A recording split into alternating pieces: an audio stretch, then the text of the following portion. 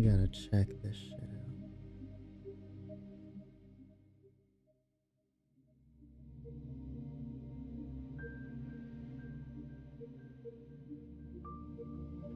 There's a little dark screen. There's a little dark piece at the bottom. I'm not sure if that'll fix itself or what, but oh shit, I accidentally just exited out of it.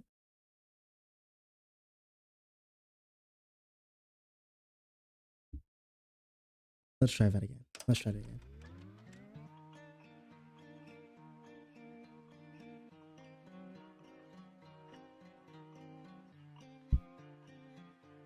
I haven't watched the intro, so I do want to watch this.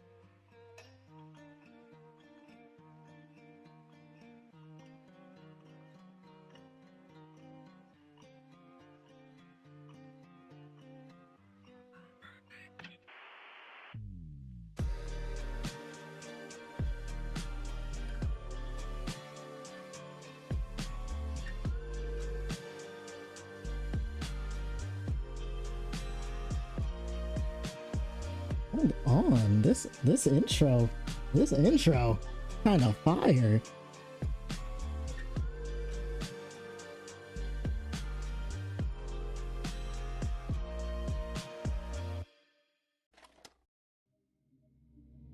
I fuck with that intro. I fuck heavily with that intro. What's poppin' NPC? What's poppin' NPC? My school for making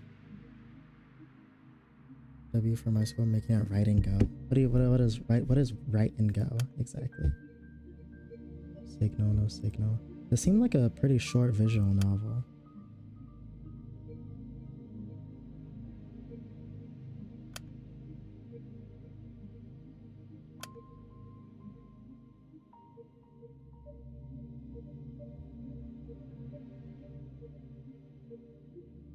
Oh, when you're done writing the exam, that's fire. Okay.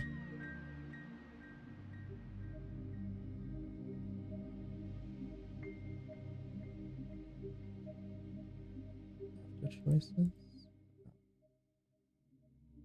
Well, we're not going to be skipping, so auto forward time, load, saves, auto saves. Is there like multiple endings in this? I don't know.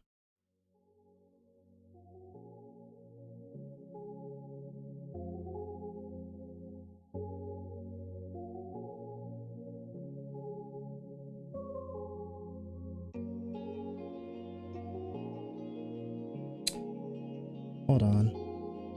Before we even start, I want to hide the cursor. There you go.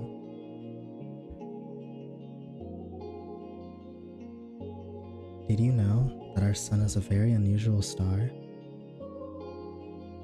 To start with, it's a yellow dwarf. Oh shit, I did not see it. Those constitute for just 7 L reader? Oh my goodness. Those constitute for just 7 through 10% of all stars in the universe. It's an outlier even among those. You know that the sun is yellow? Most yellow dwarfs are primarily covered with dark spots. The sun isn't. Did you know that the sun is yellow? Did you know? Hey, did you know? The majority of its surface is bright. In fact, it has 3 times the number of light spots than it does open dark spots. Or than it does dark spots. Sure, its overall brightness index is nothing special. You could even call it underwhelming compared to other stars of its type, but even so, it works harder than most to shine as bright as it can, and I find that really cute.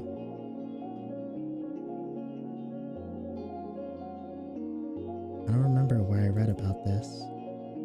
Must have been some newspaper from years ago. That small piece of trivia still pops in my mind whenever I look up at the morning sky. It's not much of a view, to be honest. Not much of a sky, not much of a sun. I guess that's the kind of region it is. Some people say the sun is just lazing around in our parts, What with the constant snow? People that go around saying that, well, they clearly haven't read that newspaper. What? The more I thought about things like that, and the more I learned, the more I realized how incredible everything is. I'm not just saying that to mean amazing, I mean improbable. Can't deny the world is full of great coincidences. It's to the point where I've begun to ask myself, how much of it can we attribute to pure chance? The universe was so kind as to give us a star and a planet with the perfect conditions for sentient life. Just the slightest fluctuation in the composition of our atmosphere and the size of the globe, or the distance between Earth and the Sun, and none of the beauty surrounding us would exist. Some would call it a miracle, and of course, that's a lovely way to put it. But isn't that giving the world we're living in too little credit? But it's not that. I subscribe to the anthropic principle or anything. I'm not so arrogant as to believe the universe exists just for our sake. However, I'm not so sure it exists solely to be observed. When a baby is born, it's not preoccupied with how it is perceived. That conscious need emerges later as the child develops self-awareness. Until that point, its curiosity is aimed at its surroundings. So if anything, it's the opposite of what anthropic principle entails. We're social creatures, so the need to be observed makes sense for our survival. To say the universe itself shares that priority just doesn't make sense to me.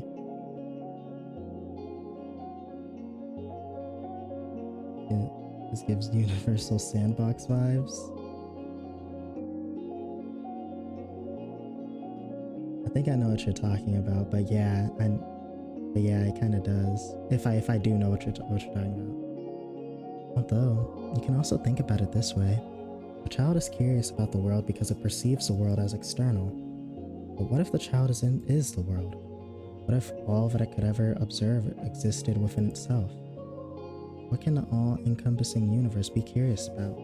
There's nothing but itself, so nothing but itself. There's nothing else to care about in the whole wide world. It is the world. Duh. Wait, now this makes perfect sense. If I put it like that, I guess the universe had no choice but to be self-centered. Even if this wasn't the case when it was born, what if the universe developed a desire to be perceived by others as it matured, same way that a child would? And what do we do when we want others to perceive us a certain way? We try to mold ourselves accordingly. I think I get it now. The universe gradually felt a desire to be seen. It wanted to be admired, loved, observed, and because there's nothing more a world can do but to observe itself. It's the best and only pastime there is, as far as the world is concerned. And if observation is good, more observation is better. Of course, an endless universe can observe itself endlessly. You can say that its observation value equals infinity. That value may seem absolute, but it isn't really, not in mathematics. Infinity plus 1 exists. It's a value that the universe could never reach as a singular, albeit infinite, observer. So it had to create new, finite observers. To add to its infinity, it needed to create sentient life. Sentient life is the plus 1. You die in like 4 minutes in the universe.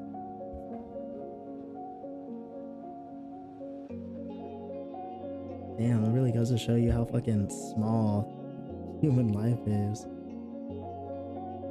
Or, not small. I mean, I guess pretty small. It's like, yeah, motherfuckers, I can get slimed out right now. The world keep on moving, shit. When I put it like that, it sounds like all of us are extras at a party. Now, isn't that fun? This vast, mighty universe changed itself so meticulously to make observers possible. It fine-tuned all of the systems so precisely. Yeah, literally, even a fucking grass blade, bro. All of its systems so precisely, just to have us here. Work so hard to share its one joy with us. Us, worthless insects. Oh no. Oh no, this can't be. That's cute. That's really cute. I should have expected this. I should have known that the infinite universe would be infinitely cute. This world truly is wonderful, wonderful, wonderful. Oh, how do I save that? Ira. That's Russian, is it? Isn't it? That is Russian.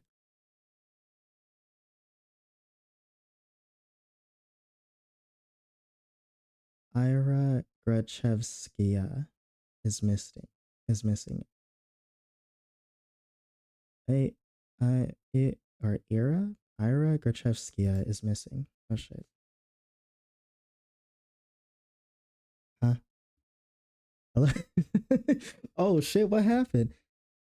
Hello hum through the class. Tune smell like raw eggs. That ain't love. Beautiful love. Yo, let her dream, bro. Let her dream. Grachevskaya. What? Seriously? She's just skipping. Nah, she ran off with that one guy.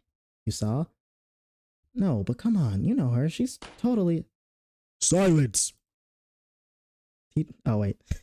I gave it a male voice. The teacher taps her journal on the desk. Ira's parents filed the report yesterday night. They haven't seen her since she left for school. Another round of whispers. Teacher raises her voice. So if any of you have any information that might help in finding Ira, please report it to the teacher's office or the police after class. That is all. On to the lesson. Chair creaks in the back. Wait! You really expect us to just study like normal after hearing that? Yeah, we're shocked, you know. We're worried sick. Seriously, our classmate's missing. Our friend, our dear Irochika. Or Irochika? Is that what he said?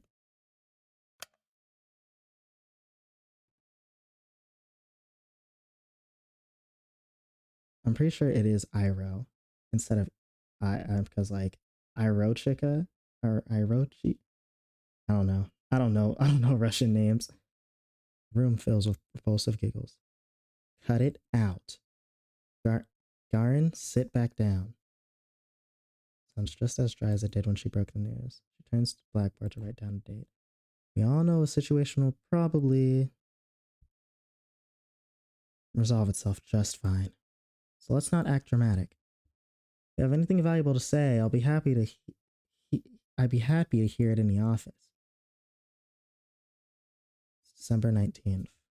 Bird flies past the window. I'd get you demonetized saying this, so I'll say it like this. What the fuck are you about to say? Disappearance? Give me a break. Aren't you supposed to wait 3 days or something? That's a myth. You can file a missing report whenever, especially if it's a kid. Oh yeah? Hey, let's report each other as missing and see who they find first. Ha, you're on. She's getting them cheeks all throughout the house? What does that mean? What does that mean?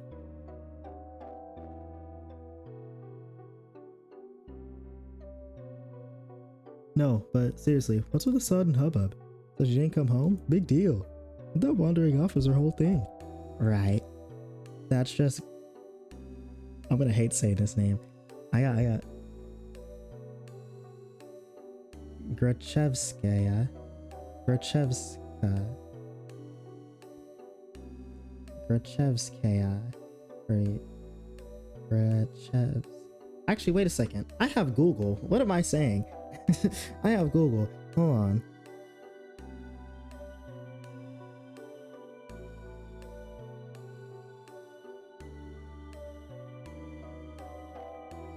Okay, yeah, Gertrude, blah, blah, blah.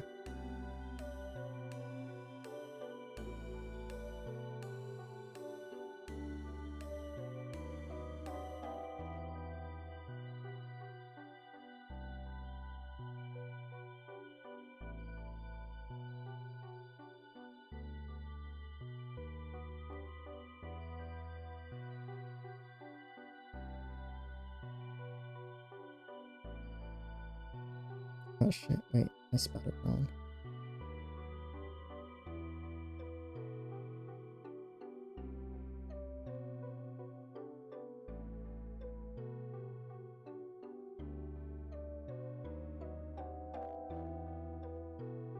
Grachevska. Grachevska. Call them the Grinch? Hell no.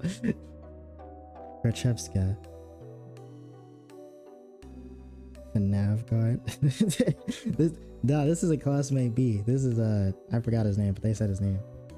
Right, that's just Grachevska for you. Bet her parents just want some attention. Like they need any more of that. I mean, I've heard some really weird cases. Yeah, never say never. Crazy is genetic. Yeah, this dude's name is Google Translate, don't fail me now. Don't fail me now.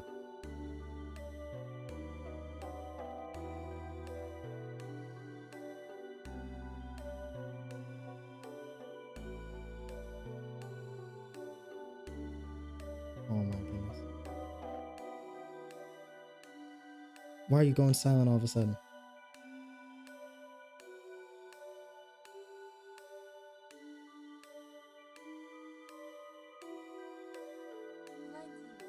Vadim. Vadim. Okay, Vadim. I'll say it in my Bob. Vadim. Yeah, never say never. Crazy is genetic. Think she's in some crack house now? No way. Do we even have any? I wish. At least that'd be something fun to do. Honestly. Hey. But she's like, for sure with the guy, right? The guy? You don't know? Bunch of people have seen them together. It's some older dude. He's like 30 or something. Ew. You serious? Yeah, it's so trashy. Slowly walk behind my classmates as we head to the next lesson. It's irritating. Their conversation is taking me off. I'm not sure why. It's not as if they're making sense. They aren't making sense. It's not unusual for Ira to wander off somewhere on her own. I'm not treating this news with any real gravity. Really, I'm no better than them. There's a trace of worry in my head, but it isn't directed towards Ira. Instead, when I first heard about her disappearance, the thought that flashed into my mind was rather ugly. Shit, a court. Dead ass though. 30? You kidding me? These are like fucking high schoolers or something. Gross. Wait, what did I say? Wait. I read it, but I didn't really understand it.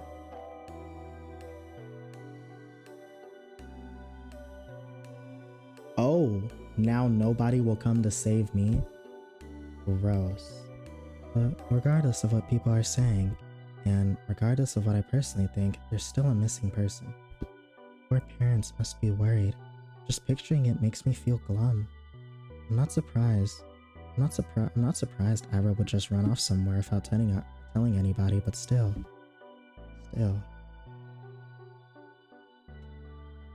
It's not like we've ever been friends. It would be stranger if I acted all torn up about it, right? She's just that kind of person. Always getting herself in trouble. Always hanging out in places she's not supposed to be at.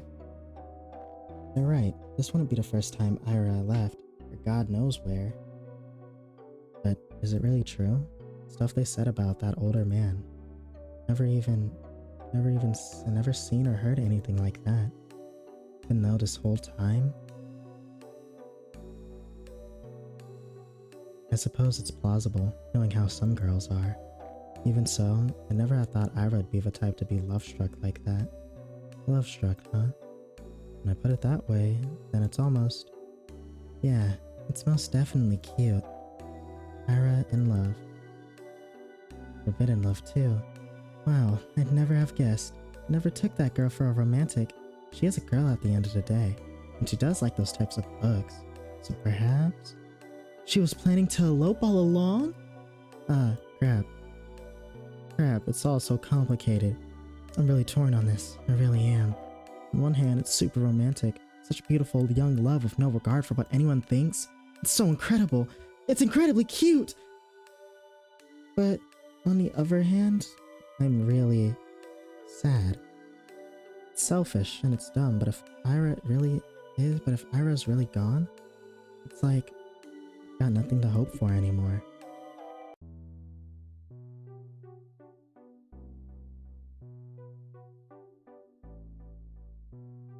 I'd become Sig Cogno for Truck. Again, Sid, Kaga, and Ho? What? She's not gonna lie. Not gonna lie. We gotta see her if she's a baddie, Huh? You know anything about this? No. Why would I? Well, you two are pretty close, right? Their whole group chuckles. We weren't. No? No, not at all. Really? Oh, I cannot say that word. I can't. I cannot say that word. Oh shit. What the hell? She hot as fuck, bro. Really? I thought you two were that word. What? They all erupt in laughter. We weren't. We didn't even talk. About him, you dumbass. It's gonna be a fucking tongue twister every time I say this. Grachevska, or Grachevska screwing the older guy. She ain't like that. I don't know. Some tricks swing both ways. You never know these days. I don't. It's... look at her face. Chill out, Shibita. We're just kidding. Jeez. Why are you getting so scared anyways? You really a lesbo or something? I'm not. They just keep laughing. What can I even say to that? No matter what I do, they just keep laughing. If Ira came in the door right now and heard what they were saying, all hell would break you loose. I mean, she only disappeared a day ago. She's probably just coming late today. She doesn't even know there's a missing report. Maybe she has already left her lover's place. Maybe she's trudging through our snowy schoolyard as we speak. I mean, trans lives matter? Trans lives? What does trans lives have to do? They talk about lesbians. Maybe she has already left her lover's place. Maybe she's trudging through... Oh wait, that is it. She's already left her wet puffy jacket in the cloakroom. And now she's going down the corridor. Up the stairs, to the left. That's right, she's coming. She's gonna storm in any minute now. Right, that's it. I hear her. I can hear her footsteps. She's coming! Ira's coming! What's with that face? You look like you're holding in a shit. Well, she's totally lesbo. I'm not. I've never talked to her. I told you. Steps walk past the classroom. Now that they're closer, they don't sound like her at all. Never sounded like her in the first place. Well, maybe not with her, like in general. Yeah, you don't have a boyfriend, right, Shabina? Why's that? Huh? I don't know. I just... Dude, look at her. Be real. Come on, don't say that. Why? What? You want to be our boyfriend? Hey, Shabina, want to go out with Igor? She looks lesbian and just seems lesbian. Damn, you just like these fucking classmates right now. What? Come on, he's a great guy. Right, Igor? You treat her right. Piss off, man. I'm not doing this. Call that motherfucker Igor. That shit's crazy. I bite my tongue. There I go again. Bad habit. It's not like it works anyway, so why do I keep doing it? Plop down on my desk and start mindlessly flipping through the notebook. I need to stop indulging fantasies like that. It just makes me feel stupid every time. Ira came in through that door and beat them up right then and there. Would it really help my case? I'd probably keep saying those same things behind her back. And to my face. My face like a remind of you were in middle school? Bruh. Middle schoolers do be some... Middle schoolers do be some fucking assholes. I remember I was in middle school.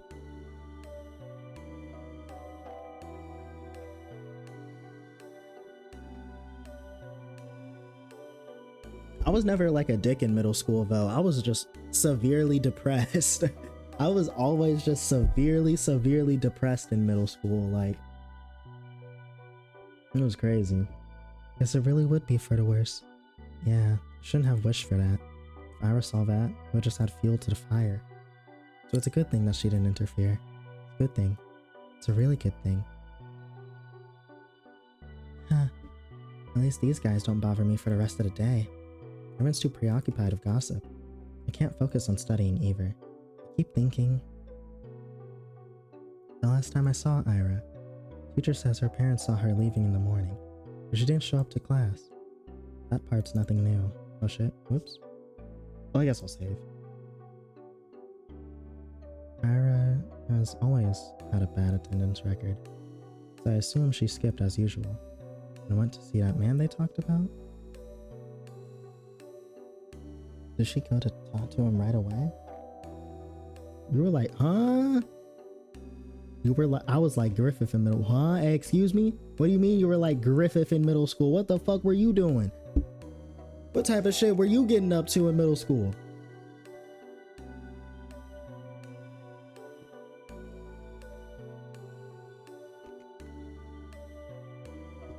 What type of freak ass shit were you getting up to? Because in that case, yesterday evening,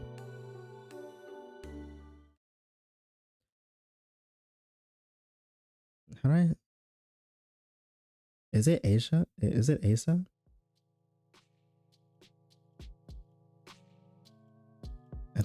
I think it's Asia. I don't think it's pronounced Asia, but like low key, that name got some aura to it, so I like Asia. Wait, I'm gonna go with that.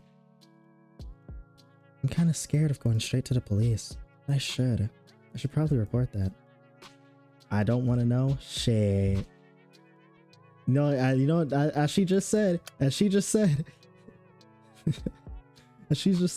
I was kind of scared of going straight to the police, but I should. I should probably report that. I should probably report you. Not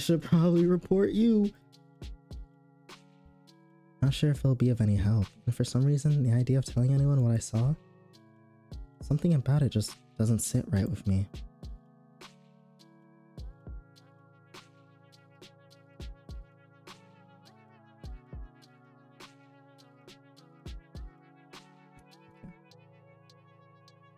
But there's no logical reason for that. I need to get over myself. Sure, she's probably fine. I know that. Freaking everyone out. Freaking everyone knows that. But if she's not, well, I'm gonna regret it big time. Oh, but I might also be tearing star-crossed lovers apart. Clara really ran away to be with someone that she cares about so deeply, away from society's ridicule. Would it really be right to ruin it? Crap. I have to admit, I'm also a little judgmental. I mean, it's totally beautiful. I do believe that judging love like that is ugly. Whenever I start to consider it closely, I just can't brush off how much older that man is. Running away with a lover is so romantic, but damn, that nigga is 30. I don't know if I can support that, Ira. I don't know if I can support that. That nigga is 30.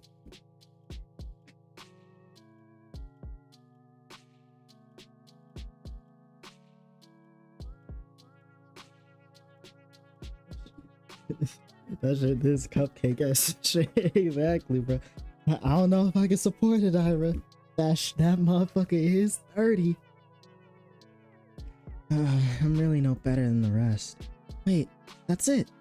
So, that's why I don't want to tell anyone about what I saw. It must be the good in me screaming, don't ruin their good fortune. They're probably so happy together right now. It's none of your business. Gosh, yes, that must be it. That explains everything. Should I follow my heart then? Should I keep silent? It's not as if what I had seen will make a difference. It was kind of inconsequential. There's no point in telling anyone about it at all. It's not the kind of information that points to any particular location or culprit. Not that there is one. So let's keep silent and everyone will be happy. I'll be happy. The good irrational me will be happy, and the cold reasonable me will be happy as well. Yep. Good job. Good job, Asaya. You solved it. Sure is nice to have a clean conscience. Well, no need to loaf around here any longer. Guess I better... Oh shit! Counterpoint! Oh, happy? That guy's supposed to be in jail, dead ass. Counterpoint. Counterpoint, counterpoint. What if, and bear with me here, what if Ira is actually missing? Despite all odds, there's always a possibility that she is in danger. There's even a tiniest chance that my report will help in finding her, and that info is worth providing. If she really did elope with her beloved, then my testimony won't change a thing. It's worthless at worst. That's true. If I carefully weigh the pros and cons, the off chance of Ira being in danger and my words being the key to saving her makes for strong argument. Clean conscience, come on, he's a predator. That ass. Whoa. My words being the key to saving her. Wow, yeah! That would be so amazing! And then I come visit her in a hospital, and she wouldn't know how to thank me. She'd say, she'd say, I shouldn't have. She'd say, I told you to leave me alone, dummy. But then, I just shake my head and respond, it's nothing. I was just doing what I was supposed to do. No, I gotta come up with something cooler. I'll need this girl is all thinking about getting some box, bruh. All this girl is... all this girl is doing is thinking about some box, bruh. She not even worried about saving her from a predator, bruh. She worried about sliding in those DMs. Wait, why is she in the hospital? Do I hope Ira ends up in the hospital? Jeez, of course not. I didn't need my freaking testimony to save her. My testimony is useless because she's already home. Or is calling home. And her parents how happy she is with the love of her life. That's what I hope for. I just keep having stupid thoughts today. At least I know what I should do now. I've made my decision. I'm going to the teacher's office. Where was it again? Doubt they expect anyone to come. Probably look kind of silly. Wouldn't be the first time. Well, who cares? Walking. Down the staircase. To the right, down to the hall. There, that's the teacher's office. Are you okay in the head? Bruh, this is literally just intrusive thoughts, the fucking game, and I'm all for it. She is just literally just intrusive thoughts everywhere. Oh? A girl. There's a girl standing there right by the door. I think I've seen her before. Is she an upperclassman? Our town is really tiny, and so is our school. If I were a better person, I would know her name. She turns to look at me. I'm not sure what she is expecting, so I nod a little. Is there a queue? A queue? To the office. Oh no. I'm just waiting for someone. Oh, okay. Hey. What? You're a Sire, right? Yes. How did you know? It's kind of a loaded question. How do we know anything? I mean, it's not like we have a lot of faces to remember here. You know me too, right? Reminds me of the maid girl from ReZero, I forgot her name. We're talking about Rem and Rom. Or Rem or Rom, I mean. Sorry. Really? That's what I was talking about. It's not that I don't care to remember everyone's names. I just don't know where other people get them from. Say that in tiny cities like this, everyone knows each other. That's just not true. We learn about the people outside of our immediate circle through gossip and our common friends. And I haven't made any new ones since the day To-Saya left. And gossip. Sure, sometimes I overhear my classmates shouting about this and that. I don't like listening to them. I don't like their voices, so I try not to pay them too much attention. Wait, when I put it like that, and it does sound like my fault. My point is, when people regurgitate that idea of everyone knows everyone, the word everyone doesn't include me. What the fuck about remembering names like me? That ass though. What's that ad? Hold on, what's that ad everyone thing?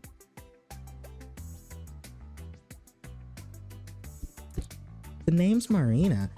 Oh, nice to meet you. Nice to meet you too. You got something to share about Grachevska? How did you know? What do you mean how? We had an announcement same as you. They told us to report this to the teachers and all. I see. For some reason... Oh wait, oh shit. For some reason, I thought they only broke the news to us, Ira's classmates. But it makes sense they'd at least give the upperclassmen a heads up, just in case they happen to know her.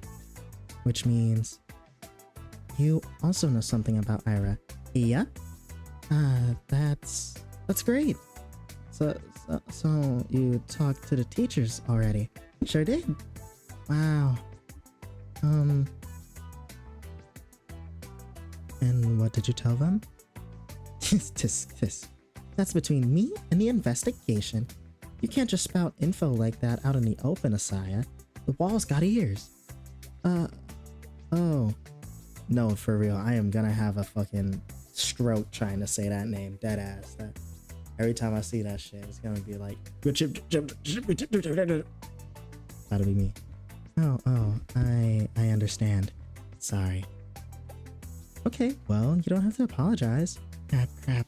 I'm making an awful first impression. Not only did I not know her name, I was supposed to. Now I look like I don't know the first thing about vigilance. Who am I kidding? I really don't. I'll just go in then. Marina suddenly blocks the path. Haha, no you won't.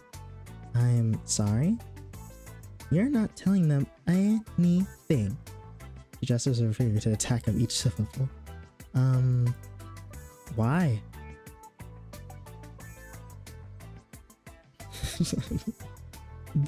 Because bad feeling stirs up in my chest. Please don't tell me it's gonna be the same thing as my classmates. Is this because I acted rude? I didn't mean to. Well, I never mean to. I just can't help it, can I? We just met and I've already managed to mess everything up. Damn it. I desperately search her face for signs of mockery. Weirdly, I can't find any. I've been waiting for you! Huh? Surprised? Of course I am. No, wait. This has to be some stupid ruse, right? I'm going to believe this girl and then she'll just laugh in my face about it. I'm serious. Ira told me about you, but really? Yeah? Oh gosh, they talked about me? How? Or wow, I'm shocked. Marina is being as friendly as she is considering the kind of description Ira could give. Wait, does this mean she is a friend of Ira's? So for some reason I never thought about her having any, at least not at school. Wow, that was really presumptuous of me. I wonder what Ira is like when she's with friends. I know you saw her yesterday. I figured you'd want to report it, so I ran here as soon as classes ended. I guess it'd be easy to catch you between lessons, but got so caught up in all those stupid rumors. Already can she marry you? God damn!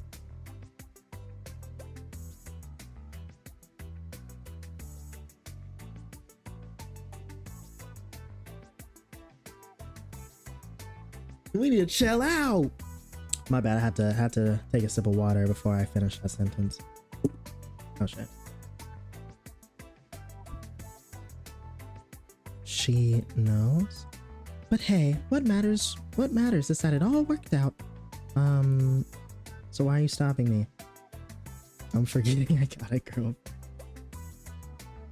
Hey, she simps over anime guys and girls too, right? So hey, game is game. Well, Marina looks around the empty corridor before lowering her voice. If you tell them about yesterday, you'll make everything worse. Huh? Let's not talk about this in front of the office, okay? Come on, let's go. She takes a step back and beckons me with her hand.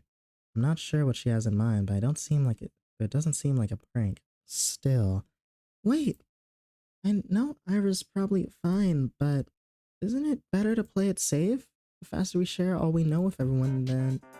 Quiet, you! I just said that we shouldn't talk about this stuff where the adults can hear! What? Marina grabs my hand and starts dragging me down the corridor. She's not exactly quiet either. If I stumble, protest sounds so weak they might as well be white noise to the other girl. Yes, I spent half the day. Tengen? She likes Tengen Uzui? The nigga with 3 wives? Hey, tell her make sure she don't get any funny ideas. Make sure she don't get any funny ideas. Yes, I spent half the day doubting whether I should respect her all. So what? I carefully examined my options and came to my own conclusion. I deserve to see it through. I deserve to testify. But some part of me is relieved that the ultimate choice was made for me. I mean, that silly gut feeling I thought I overcame with reason has come out on top. So there was something to it in the end. So I was right. My heart was right. Sure, I can't actually know that, since I'm yet to hear what Marina has to say, but this can't be pure chance, can it? And if it's not, what does it actually hinge on? Did Marina show up because the world needed to stop me, for the sake of something more important? Or did Marina show up because I subconsciously wished for something, or anything to stop me? Whatever it was, I guess I don't mind this after all. I think I'll stick to a grander narrative angle for the time being. The world bending itself to the will of some worthless gnat is a preposterous idea. But it wouldn't be the first time for me, would it? In fact, the world, for any excuse, for any reason, has decided to guide me towards the right path. That's so endlessly sweet! Down the stairs, to the lobby, to the coat room. I don't resist anymore. Marina drags me along and I can feel my doubt turning into excitement. This is definitely the right path. This girl knows about Ira. I want to know more about Ira too. The whole wide world wants me to know. She gets a big head fast. She gets a really big head fast. I'm noticing this fucking protagonist is funny. Z.A.T.O I. Mine are still with a pred, by the way. Z.A.T.O I. Episode 1, Ira.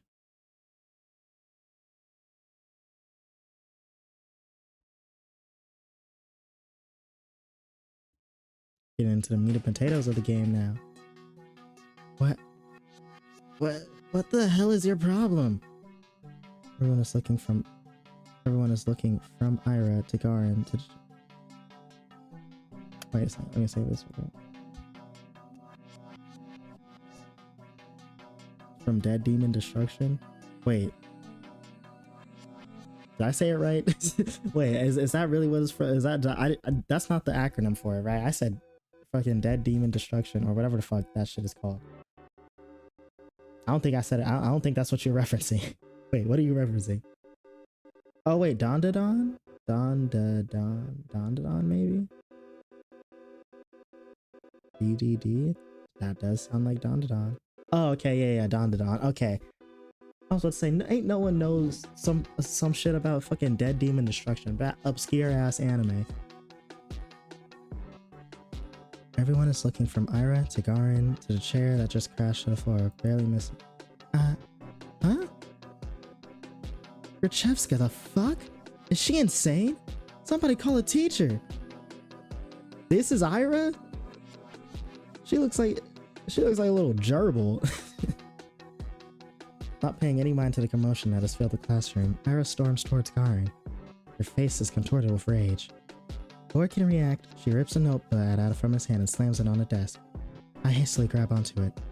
Read that again and I'll kick your teeth in. Are you nuts? Ira doesn't respond. For a second, she just glares at him, then turns around and stomps back to her desk. Looks like Annabelle, but a human. Yeah, no kidding.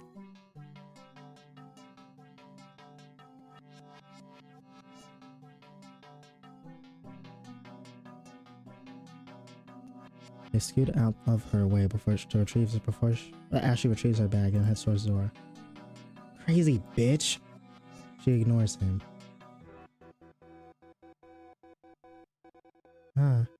Rachevska, where are you going? Bump. Hey! Ara forcibly pushes past the teacher. Rachevska! What do you think you're doing? Your parents will hear about this. Her threat falls on dead ears.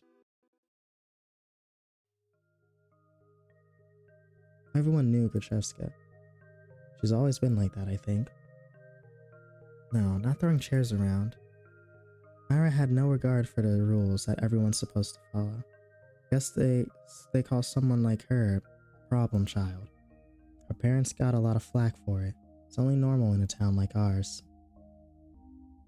Not just because it's small size, but because of its Yeah, detention and a chancla. Two fucking super weapons at once, bruh. Her parents got a lot of flack for it. It's only normal in a town like ours, not just because of its small size, but because of its, let's say, exclusivity. Exclusivity? Vorkuta 5 prides itself on its virtually non-existent crime rate. That's the natural consequence of nobody being allowed to enter or exit without a permit. You're lucky to be here, to have a salary higher than the national average, to have access to goods people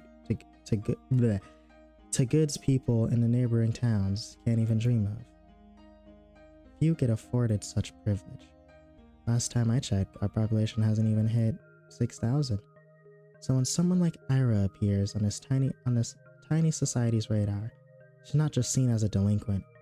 She's a puzzling stain on a community that's meant to be spotless, like a weed that sprouted in a painstakingly maintained flower garden. Of course, it's not as if she had appeared out of thin air. It's all in the family, they say. The blame falls on the people responsible. That is, on Ira's parents. That is, Ira's parents.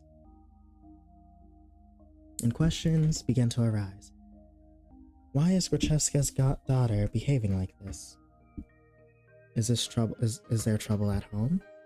Do they believe that this is acceptable? Do they not teach her discipline? Do they not understand how fortunate they are? They've been granted so much, yet they can't do the bare minimum in raising their own child. Do they really want to be here? Do we want them to be here?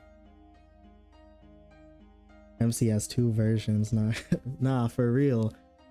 One is extremely analytical, and then one is fucking one is like really fucking analytical as shit, talking about metaphors and fucking and people and like fucking society and how the world works, and then the other is just lesbian, like just lesbian, just how can I get to the box faster.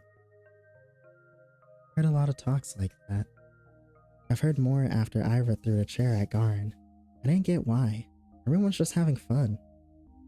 And it was my fault for bringing the notebook anyway. I was hoping to write a little in the library when school was done, but my bag slipped and all the contents scattered on the floor. Of course, they would get curious about it. Of course, they'd want to read the silly things I wrote. It's not a big deal. It's not like I've ever taken poetry or drawing very seriously. They're just fun distractions, nothing more. People laugh. Well, what's it matter to me? I couldn't wrap my head around it. I couldn't, but I still wanted to thank Ira somehow.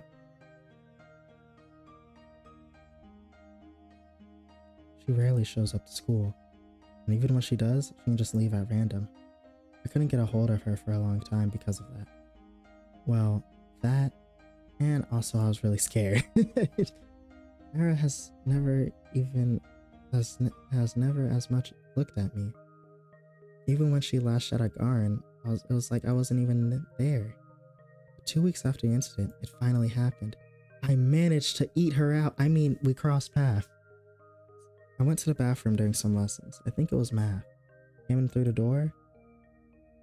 I was about to say, she's smoking a doobie. Nah, she's smoking a cigarette.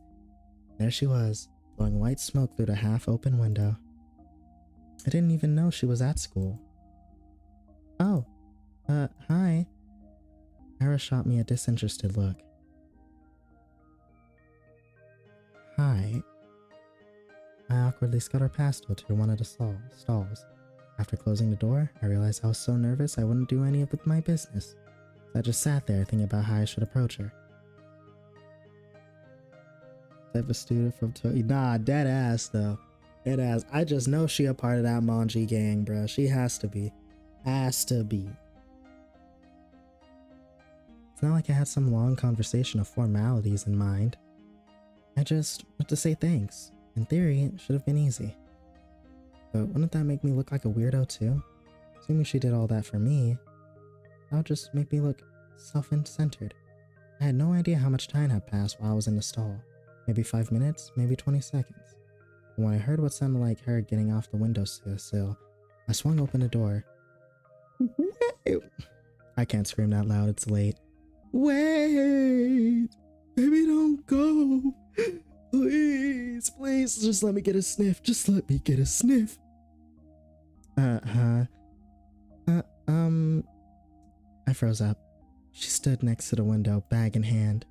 A cold draft wafted through her hair. I had to say something. I got this rare chance. The world gave me this rare chance to tell her what I wanted. But what am I supposed to say? Thank you? After I just tumbled out of a toilet stall?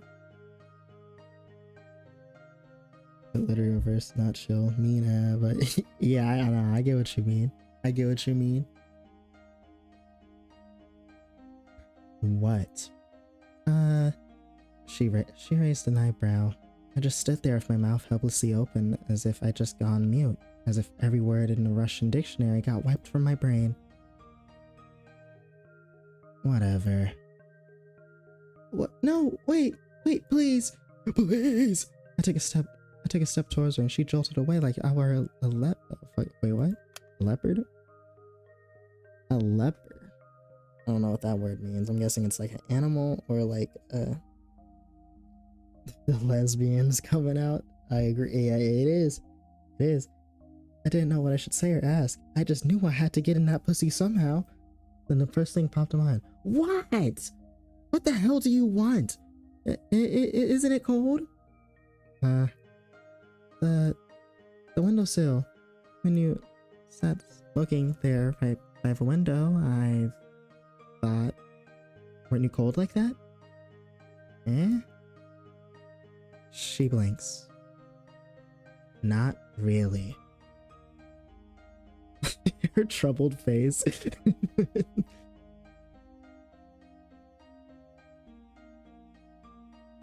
Maybe a little. Under 18, by the way, smoking. Exactly. This is a little badass fucking kid. Thought so. Anything else? Oh, whoops. No. I mean, yes, I'm sorry that you got in trouble. Huh? Well, I figured I heard you got into a lot of trouble after that. No one guard and read my stupid poetry. Well, that's another thing, like, bruh. I know some people be smoking cigarettes to reduce stress. Like, not gonna lie, what's it called? Not that I'm ever gonna give my kid a bad home life or anything, but I'd rather them smoke weed instead of smoking cigarettes. And then you, oh nah, that's a pot calling the kettle black. You say that and yet you vape. That's crazy. I'm sorry for that. She eyed me for several seconds, which to me felt like an eternity. She then sighed and slowly flipped her hair back. And why are you apologizing? That had nothing to do with you. Well, I guess not. His voice was getting on my nerves. I see. I looked down at the tiled floor. I knew that was the case, of course. It's not like I was hoping Ira jumped in to defend my honor or anything of the sort. I wanted to thank her regardless of intent, but no matter how hard I thought and tried to word it, everything just came out sounding awkward or wrong. Why does this always happen? The soles of her boots squeaked against the floor. She spun around and walked towards the door, and this time I made no attempt to stop her. Your poetry isn't stupid. Huh? Damn. I heard that. Damn. I stood there, dumbfounded. Did she just say that? Did I hear that right? She wants to eat me out from behind? I mean, your poetry isn't stupid? That definitely means she wants to eat me out from behind. Oh my god. 2 drags every 2 months or something. Hey, you know what? That's not even that bad. That's not even that bad. That's not even that bad, really. Does that mean she likes it? Ira likes my poetry? Rachevska? The bell rang. It snapped me out of my short-term stupor. I shook my head. Right. I need to get back to the classroom. I doubted I was going to be at the next lesson. Wash my hands from nothing in particular. She didn't even use the bathroom. What was the point in her going there? She didn't even, even when Ira left, she didn't even use the bathroom. That's funny. Weeks passed. My life didn't exactly change.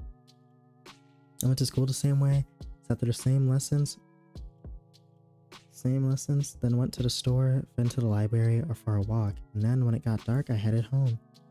Day after day. Huh. My notebook. I just left to get a snack from the cafeteria. Where did it go? Oh, Shubina. We borrowed your homework for a second. You don't mind, right? It's fine. Thanks. Oh, whoa, voice crack. Thanks. By the way, is this supposed to be you? He lifts scrap paper up to me. Oh no. I forgot I left it in there. No. It's just a drawing. Yeah? You sure? It really looks like you if you were pretty. It's not me. Whatever you say. Sometimes my classmates joked around with me. Whenever that happened, my thoughts involuntarily drifted to Ira. She still attended classes, albeit irregularly. She always vanished during breaks. I don't know where to, and I wouldn't dare ask. Something told me she'd say, "None of your business," if I did. She'd be right. But even so, I kept imagining those scenarios in my head. Not just when I was being laughed at. I started doing it when I was walking home from school, to the store, or just wandering the streets killing time. I kept thinking about how funny it would be if I bumped into Ira. I thought how interesting it would be if we talked. Personally, find out I punched the guy's crotch 3 times. That ass though, this motherfucker a bully.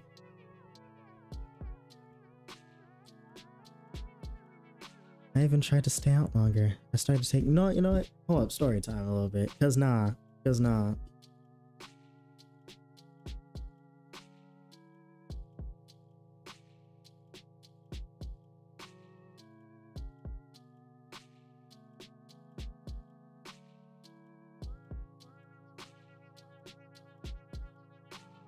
Oh yeah, alright, hold on, bruh. Cause nah.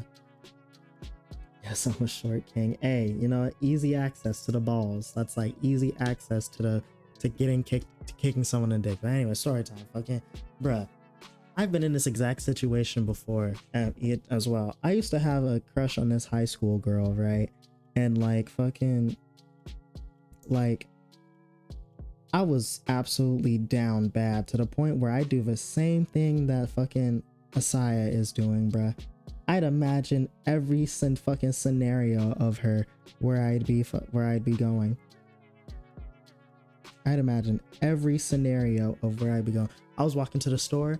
I'd always fucking daydream about, it'd be so cool if my high school crush would walk out of the store and then we make eye contact and have a little talk. Or maybe when I was fucking moving, it'd be so nice if my high school crush moved in, because what's it called? She mentioned one thing about wanting to fucking move to a place in my town, and I was like, well, there's a spot right next to my house that's practically asking to be moved into. What if she by chance finds that spot and then we become neighbors? And then fucking what's it called? Yeah, bruh, that shit, it was fucking embarrassing, bruh. Not even embarrassing. I still do it, to be honest. Like, I still do it to my crush, do that with my crushes and shit. Cause like, I don't know. It's romantic. Maybe I'm maybe I'm just a simple romantic. I have my respect. Man, I was so down bad. But then at the end, I guess how it ended, I stopped being down bad. So, you know, all's well that ends well. But that's a story for another day regarding about how it ended. It's embarrassing to think about it now, but Ah, Ira. She just walks past me in the corridor. Not even a nod, not even a look in my direction. Guess I don't exactly stand out in the crowd, but... We shared lips. We kissed each other. In my head, at least. No, it's my fault for mumbling. I should have spoken louder, even though it took all of my courage just to muster that much. Even though I definitely think she should have heard it. Hey, I'm pretty sure this is Vatum. Vatum. Hey, Vatum. What? Remember when I gave you 50 kopecks? Can I have it back? Huh? 50 kopecks? When was that again? Last Friday. Jesus. You remember things like that? Can I have it back? Man, I don't even remember taking it. You sure you're not making this up? Maybe you gave it to someone else. No, it was you. Jeez. I don't freaking know. It's half a ruble, Shabina. Who gives a shit? Yeah, why do you care so much? So petty. I would've just lost it or something. Ooh, but I get my hands on you. When I get my hands on you, Vatum. Kept snapping to the doorway. It's empty, of course. What am I waiting for? Even if she showed up, what would she do? Look him in front of everyone? That would be really funny. Hey, stop thinking that. Maybe he really did forget. Who knows? Oh. I gotta make this girl my profile picture. I gotta make this girl my profile picture on Discord before Connor comes and takes it. I gotta do it before he does, because I already know when he plays this game, he's gonna love this character.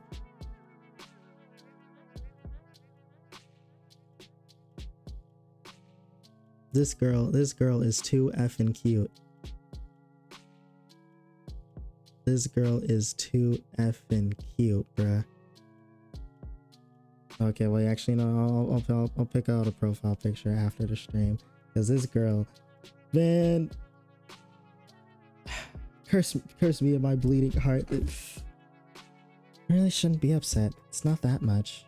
We'd go grocery shopping with that, but it's not the end of the world. I'm not exactly starving. Lately, I've been eating too much junk anyways. The short king from Dispatch? Bruh, hold on.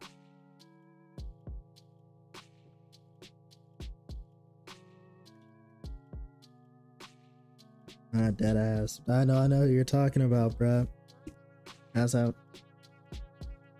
I haven't played Dispatch yet, so I don't exactly know what type of power or if he even has a power. But yeah, get that motherfucker.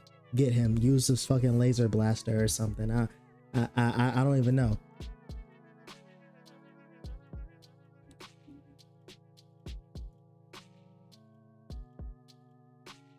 I'm not exactly starving lately. I've been eating too much junk anyways.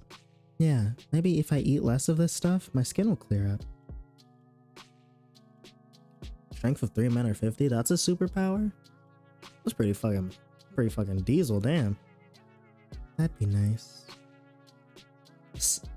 Saya, you don't use makeup at all, right? No, I don't. We're not allowed to, though.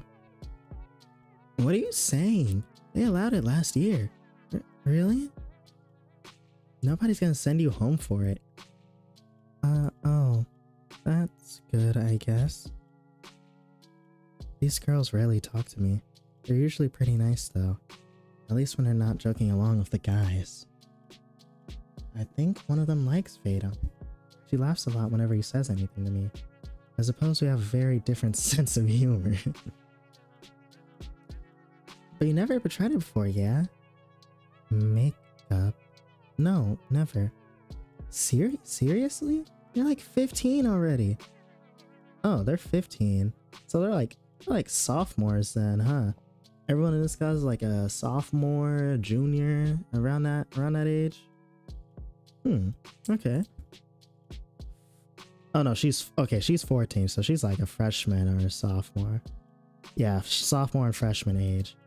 14. Same thing. Gotta learn to do it at some point. especially with that complexion. Well, I'm not really. Hey, how about we help you out? Huh? Yeah, just some light makeup. You'll see what it looks like. I don't know. Come on, it's gonna be fun. You're gonna love it. Alright, but... Yay! Come here, then.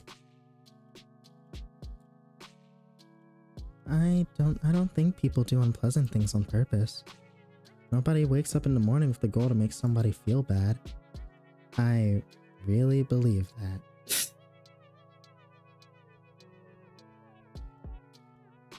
Never shall time all this shit you from KFC. Nah, for real though. Bruh, I do eat a lot too, but like, I guess just fast metabolism. It kind of sucks though, cause like, eventually my metabolism's gonna slow down, so I'm gonna be like cooked. If someone is doing something hurtful, they don't really understand it. So I shouldn't wish bad things on people who don't really know what they're being mean. I shouldn't wish for Ira to appear and interrupt them, or to scream at them, or to punish them, or anything. I can still hear everyone laughing as I run out the corridor. I'm covering my face. Not a teacher seeing me like that. Let's just put it close so I can watch this mess off quickly.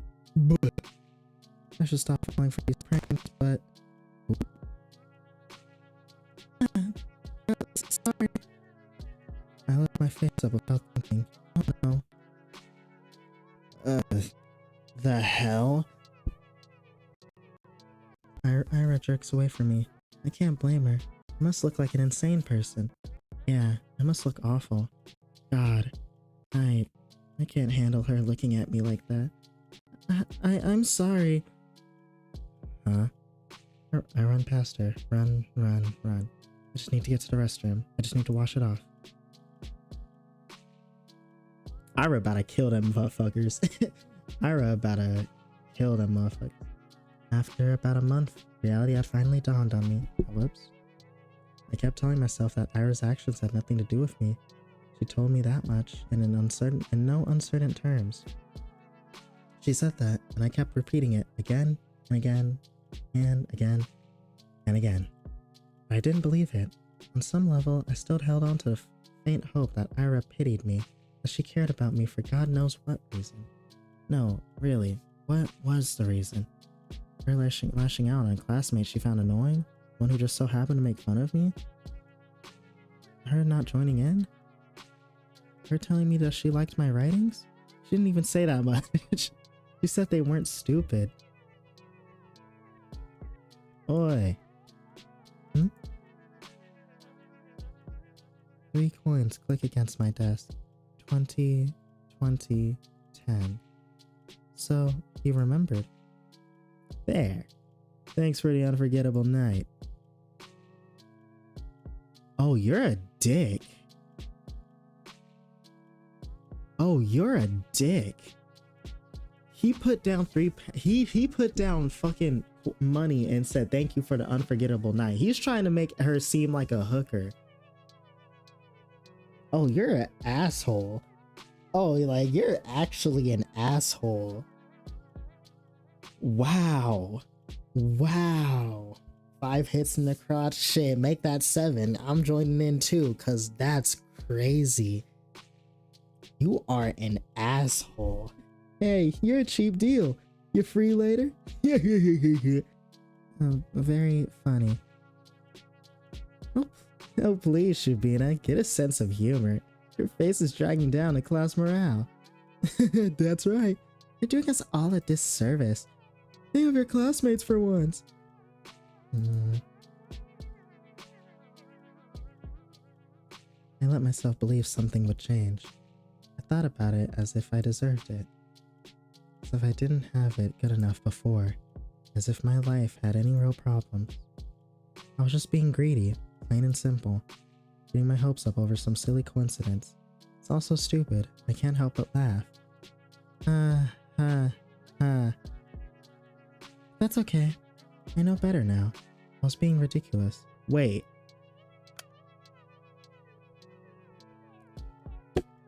Oh. When she said that she came to realization, I thought she was gonna come to the realization that, you know, that these people ain't shit and that they'll never be shit. But no, she came to the realization that nothing would change.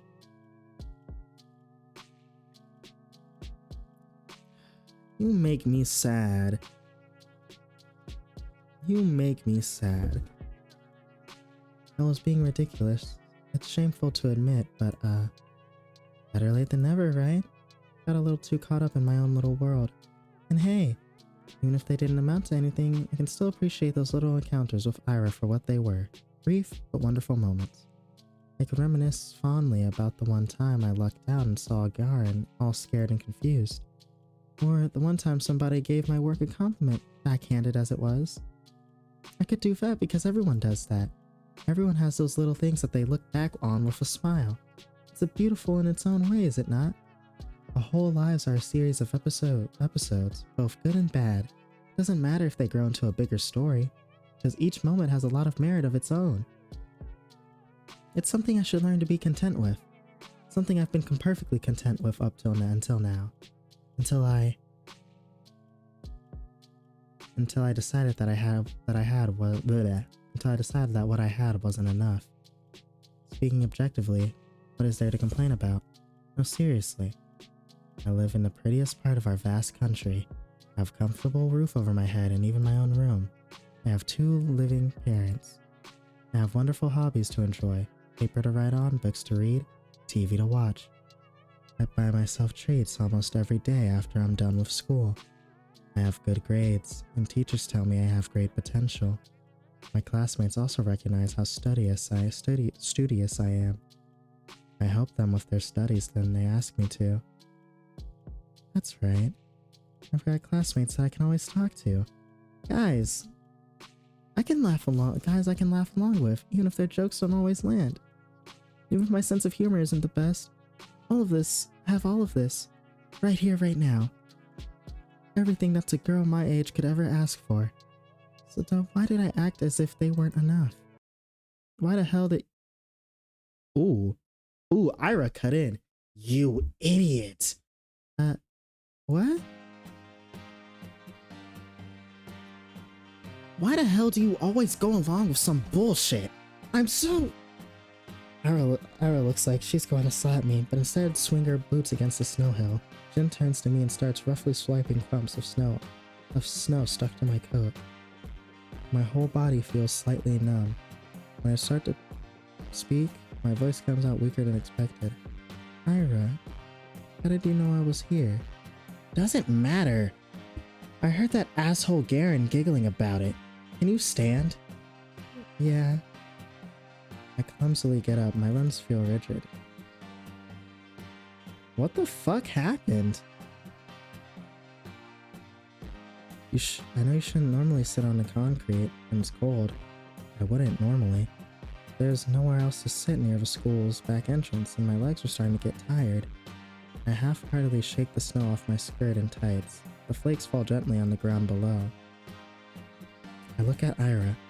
Her face is... huh. The word concern flashed in my head, but I've already learned I'm no good at judgment like that. Shouldn't be presumptuous. It's a bad habit of mine. Shouldn't flatter myself. I shouldn't. But the question escaped before I managed to cut myself short. So why are you here? What do you mean, why? I told you Garen was bragging about slipping you that stupid letter. No, that's not what I'm talking about. Well, this doesn't have anything to do with you, does it? As soon as I say that out loud, I realized I messed up. I really did. Now she's going to punch me. Ira's going to punch me for real. She's going to punch me and then never speak to me again. I don't even say sorry. I just brace myself for an incoming blow. Physical, verbal, I don't care. I've earned it. No? Not really. This girl is so sad. She's just immediately bracing for a fucking punch, bruh. doesn't concern me at all. It's just annoying. Is that so? Yeah. He pissed me off. You pissed me off too. Huh. I don't freaking get you. You know it wasn't real. There's no way you would believe that, right? Right? I didn't believe it. I'm not that stupid. I looked down at the moist and crumpled letters I forgot I was still holding. It's the oldest trick in the book. Love letter prank? Really? Who would fall for that? Stare at that shriveled up piece of paper and something about its whole existence feels extremely sad to me. You wanna burn it? You wanna burn it? Huh?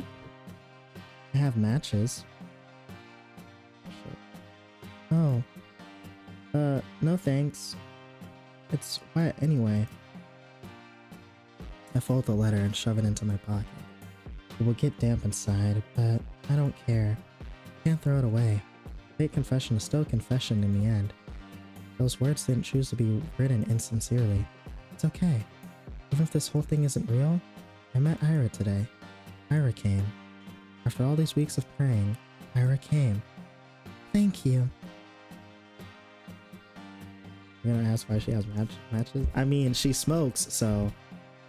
Shit, hey, you know what? Game is game. Eh? I smile at her. You know what, actually, now that you mention it, isn't it a little weird to have matches? Like, when do you have a lighter? I know this game isn't that old. Or not. What's it called? I know they have lighters in Russia, like the fucking... I know the timeline of this game cannot be that old. I'm not sure. I smile at her, even after I said I had to come to terms with it. No, right as I was saying it to you, to myself, to the world, I knew that I was lying. I couldn't throw away that last dumb scrap of hope I had. That small, involuntary thought that crept into my mind whenever I felt slightly lonelier than usual. Even if it took so long, she finally came.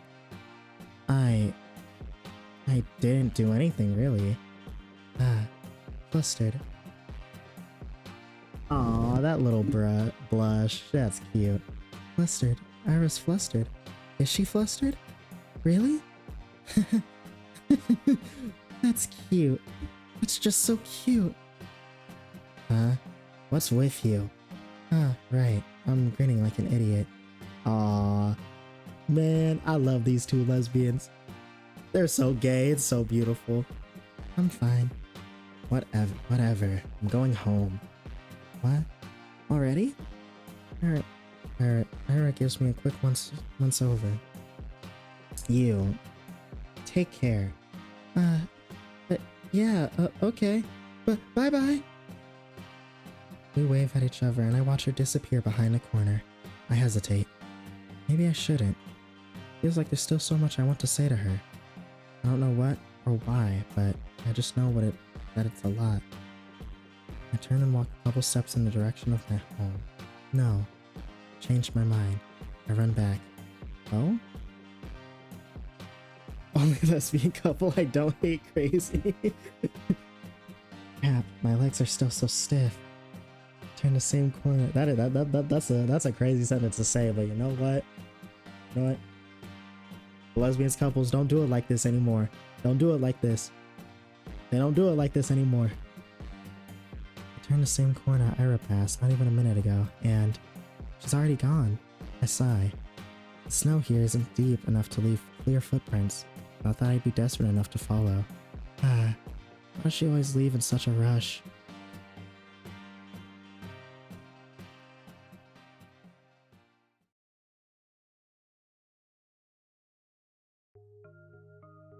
It's okay. My life didn't exactly change. Went to school the same way. I sat through the lessons, then went to the store, then went to the library, or for a walk, and then when it got dark, I headed home. Day after day. Sometimes my classmates joked around with me. Whenever that happens, my thought involuntarily drifted to Ira. She still attended classes, albeit irregularly. She always vanished during breaks. I don't know where to, and I wouldn't dare ask. Something she'd say, none of your business, if I did. Something told me she'd say none of your business if I did, and she'd be right. But even so, I kept imagining those scenarios in my head. Not just when I was being laughed at. I did it when I was walking home from school, or to the store, or just wandering the streets killing time. I kept thinking about how funny it would be if I get bumped into Ira. I thought how interesting it would be if we talked. I even tried to stay out longer, started to take new routes. And as naive as it was to behave that way, I kept doing it, again and again, walking and walking, praying and praying. Do you assholes ever shut up? This bitch. Nobody saw Ira enter the class. Everyone was too busy whistling and laughing. She caught me in a really dumb pose. Well, that's on me. I wouldn't have chosen Dare if I knew she'd see me like that. Though choosing truth when playing with these guys. Yeah, it's really nice that her life is has gotten slightly better. Slightly better. Not sure what's worse. Oh well. I'm saying all this, but I got what was coming to me. I chose to embarrass myself, and so I did. Kept begging, wishing as hard as I could for Ira to appear. And so she did. And now, despite the overwhelming shame, I feel so happy that I might explode. Went from dreaming lesbian to an actual lesbian? I don't know. I don't know. Actually, no. Actually, wait. No, that is right. She went from dreaming about wanting to be a lesbian to actually being a lesbian now. With her lesbian lover, Ira. Ira walks to her desk, barely paying me a passing glance. All the boys skirt out of her way. Only Garen doesn't. Move. Nah. What's the rush? Come play with us too. Huh? Dude, you serious? Come on. Have some fun for a change. Look, Shabina's having fun. Right, Shabina? Please, don't look. Yes. See? First time I don't hate about it because maybe he was right. Ira doesn't flinch. Out of my way. Or what? You gonna throw a chair at me? To everyone's surprise, Ira calmly puts her bag on the nearest desk. She starts digging through it without saying a word. Oh, she about to pull out a tool.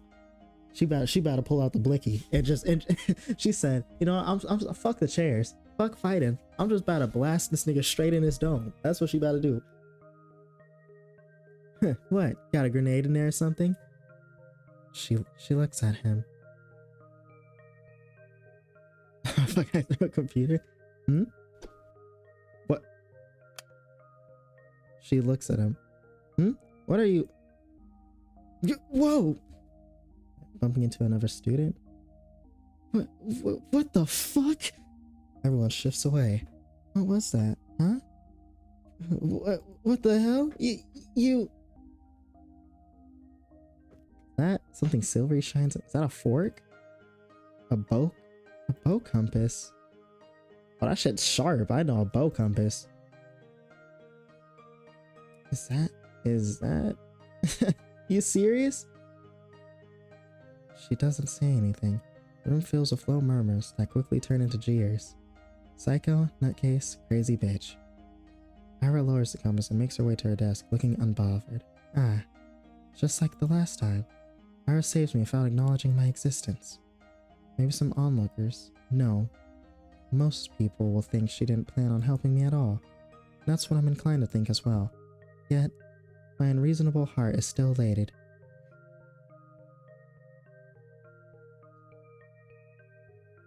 Nah, deadass though. She pulled out the fucking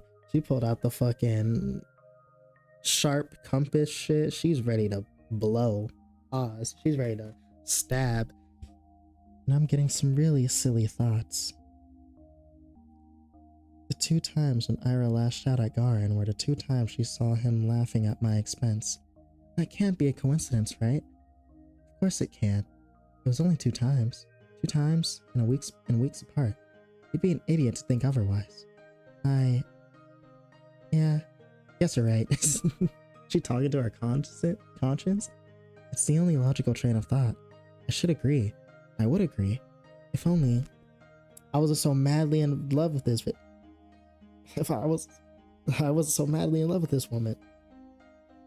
I didn't do anything really. If only Ira didn't show up that day.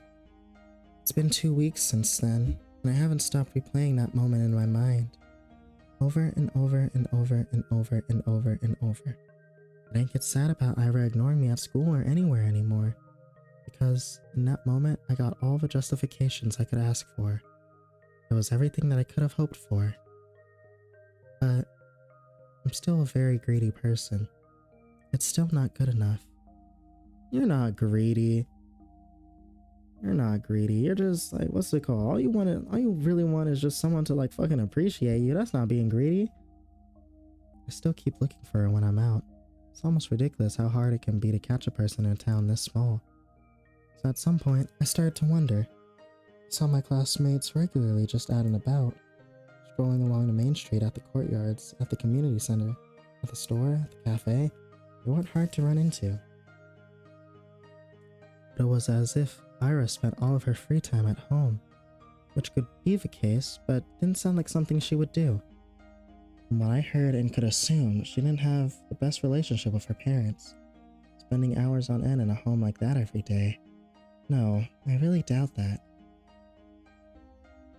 The other, more probable option was that she preferred the outskirts. Maybe she didn't want to be bothered.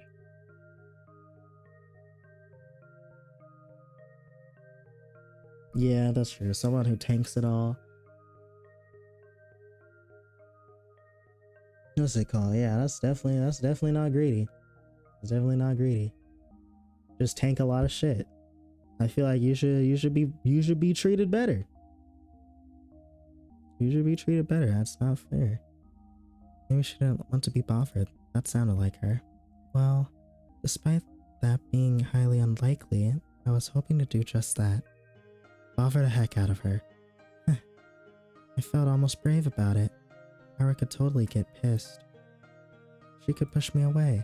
She could even attack me. Whoa. But for some reason, I really didn't think she would.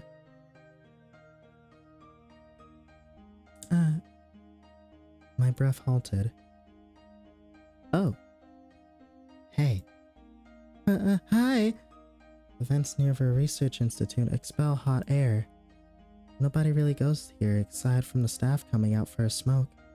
I never ran into any, but the ground here is littered with cigarette butts, so that's a safe bet in my book. Why is Ira here of all places? She's smoking, obviously. Again? How many times can you buy into their stupid pranks? They seriously sent you all the way here? What? No. I didn't get any letters like after that. I'm just taking a stroll. A stroll? Here? Yes. This bitch stupid. Okay. Ira gives me an incredulous look. Do you, like, smoke? No, I don't. Why? It's a smoking area. Yes, I know that. You want to try then? What? Smoking? Mm-hmm. No, thank you. Okay. She shrugs. Ugh. Awkward start. I can't let it end here. I need to just... What about you, Ira? What about me? Why are you here? Are you at the institute? Yeah. Something like that. who are 15 or younger. That ass, though.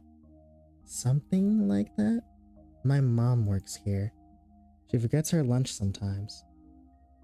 Oh. Oh. You bring her lunch? That's what I said. That's so sweet. Eh? I mean, it's really nice if you look out for your mom. It's whatever. It's not. I know it's not. For all I've heard about her family, and the fact that she still goes out of her way like that, it's really amazing. The thought of doing something like that for my parents has never crossed my mind. I mean, if I were told to deliver something, I would. But Ira's different. She wouldn't do something just because she was ordered to. She'd have to really care about it. Crap, that proves it. Ira and I weren't cut from the same cloth. When I spend my days looking for an excuse to stave off the minute I have to come home, Ira is cooking, packing lunch, and carrying it to the edge of town. That goes against everything I've heard, but it makes so much sense. That's why I never see her on the street. That's why she doesn't have the time to sit at the cafe. That's why she doesn't idle away at the community center. That's why she's such a caring person. That's why I'm such a piece of trash. That scared the fuck out of me. What the fuck? No. She only said her mom forgets her lunch sometimes. Lunches are prepared in advance. Doesn't take long to get to the institute, even if you walk from the other side of town. Yes, that's true. She'd still have plenty of spare time. This doesn't work. This explanation doesn't work. What the fuck? Yo, I'm scared. What the Carl walks back into the building.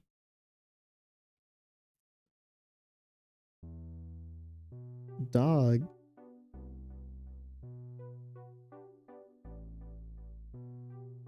These types of stories are all gonna crumble soon. Do I really need an explanation? It's none of my business. I'm not so delusional as to believe we're close enough to share something like that. That'd be nice, but it's not how things work. Things work like this. When Ira's in the room, Darn doesn't talk to me much. When she isn't, I wish she would be. Just from that, you know. Nah, literally, what the hell was that? This is about to be on that Doki Doki type of shit, bro. I'm scared, bro. I'm scared. Your friend's not here today. Who? Who do you think? Oh, she's not really my friend. You're Pitbull then. Pitbull? Hey, that's spot on. You can't make a harmless joke around that chick without throwing a You can't make a harmless joke around that chick without her throwing a conniption about it. It's annoying as shit. They think we're friends? Well, not really. It looks like they've picked up on it. Ira reacting like that to me being used as a laughingstock. So it wasn't just me. It's not just my wishful thinking? That's nice to hear. Even if I still don't know for sure. It's the most comforting thing I've heard out of Garn's mouth to date. That's funny. At least she barely shows up. Yeah, they'll probably kick her out before like New Year's with that attendance record. Good riddance. That's right. Ira can't possibly be meeting the minimal attendance requirements. I don't know about her grades, but... Wait, I don't think they can expel her. Huh? Huh? Why not? A duster is better because it's more painful. That's crazy. But yeah, let's do it. I'm ready. I get 18 wax, you get 3. Okay, no, we gotta divvy them up a little bit. I get 10 wax, you get 10 wax. Deal. We're not only school in town. Where else is she going to go? Damn, good point. Yeah. Well, her parents can't just send her away. You mean to another town? Yeah. To a relative or something. What? No. Oh man, now that you say that. Everyone should tend to be surprised when that happens. No. Kate had her right. I hate that I can see that happening. Everyone talks about it. How Ira's a nuisance to our household. It's been like that for a long time, but still She forgets her lunch sometimes. I can't scream that loud, it's late. That can't happen. No! It can't. It's not fair, it's not fair, it's not fair, it's not fair. They can't send her away. She can't go. She's so nice. She cares. She does. Maybe not for me, but for our family. Why would they send her away? That's just too cruel. They can't do that. If they do that, then it'll all be over. If they do, then I won't.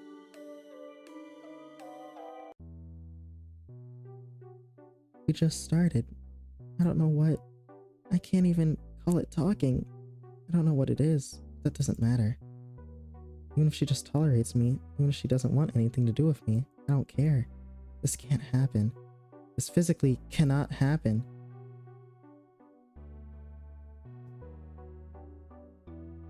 What am I looking at? What the fuck? Oh, this is snow. Oh, those are, I was about to say, am I looking at a fucking corpse? What the hell? No, those are leaves. Those are leaves and snow. I was about to say, what the fuck? Oh shit, I raise my head and look at the yard. The snow is falling lightly on the yard. The dark pine branches sway under its weight. Long gray clouds glide placidly across the tundra. Far past the fences, past the mountain ridge, so far away that I can't picture it. So far away that my mind circles twice around the earth and come back to the spot I'm sitting in. This world is way too gentle. It's been too kind to an ungrateful brat like me. So if I've earned this world's good graces, why can't a person so much more deserving do the same? What does a person like that have to do? If there's anything that I can do, and is there anything that I can do? A bird flies past the window. Ira. What? I'm really using up all of my luck these days. Ira sits smoking in the girl's bathroom just like she did when I first talked to her. Some snowflakes blow into the room and stick in her hair. It's gotten colder. Maybe you shouldn't sit so close. I know you don't like going to class as much, but you can really get kicked out like that. Is that why you came here? To tell me that? I know that. I'm not stupid. I don't think you are. Do you just really not care? I feel, nah, I think you are right. I feel like something crazy about to happen soon, but I'm not sure. I'm not sure what's about to happen, but everyone says that you'll get sent away, that your parents will send you to live with a relative. Is that true? Probably, yeah. Of course it's true. I knew it was true when I asked the question. Maybe if you just cleaned up, if you stop skipping now, then maybe you won't have to go. And if you're having a hard time with studies, I can help. We could go to the library or something, and then there's 1 month left. It's not gonna work. I get it. My voice is shaking. It's better if I keep staring at my shoes. It's okay. That's about what I expected. Oh, wait. Oh, wait. So...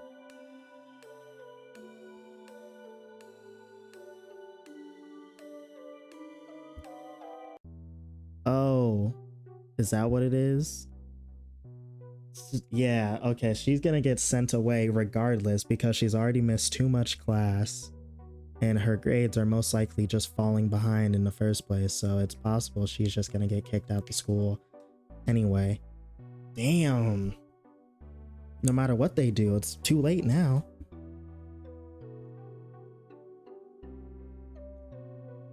Damn, nothing?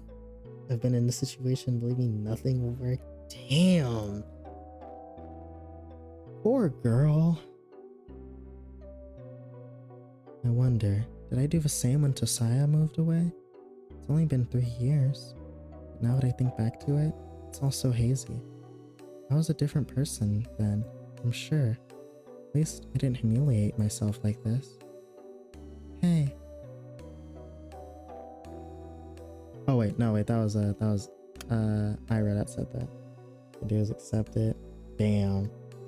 My poor lesbians. Hey. Hmm? Thanks. No, I didn't do anything. It was a dumb suggestion. It was nice of you. Nice. Right. She doesn't know. She thinks I'm doing this out of the kindness of my heart. It's just not fair. She really is too good of a person. Are you not going to the toilet? Actually, since you're here, have you seen anyone hiding a diary nearby? Diary? Yes. You know, the one we use for classes. Maybe you've seen something like that lying around. Ira's expressions darkened. Don't worry, we were just playing a game. I guess the guys got a little carried away. Check the whole class in the corridors. It's probably somewhere really obvious, but I'm just no good at that kind of stuff. When I hid Igor's pencil case, they found it right away. She throws a cigarette butt out of the window and hops off the windowsill. Without saying a word, Ira storms past me. What? She's just about to leave. But wait! I said it's fine. We were playing a game, really. Please, don't get into more trouble because of me. I wasn't going to. Huh? I have an idea where it is. It was Garin, right? No, sure. I know how to say this one. I've seen this Russian name before. I know how to say this one. Shurikov.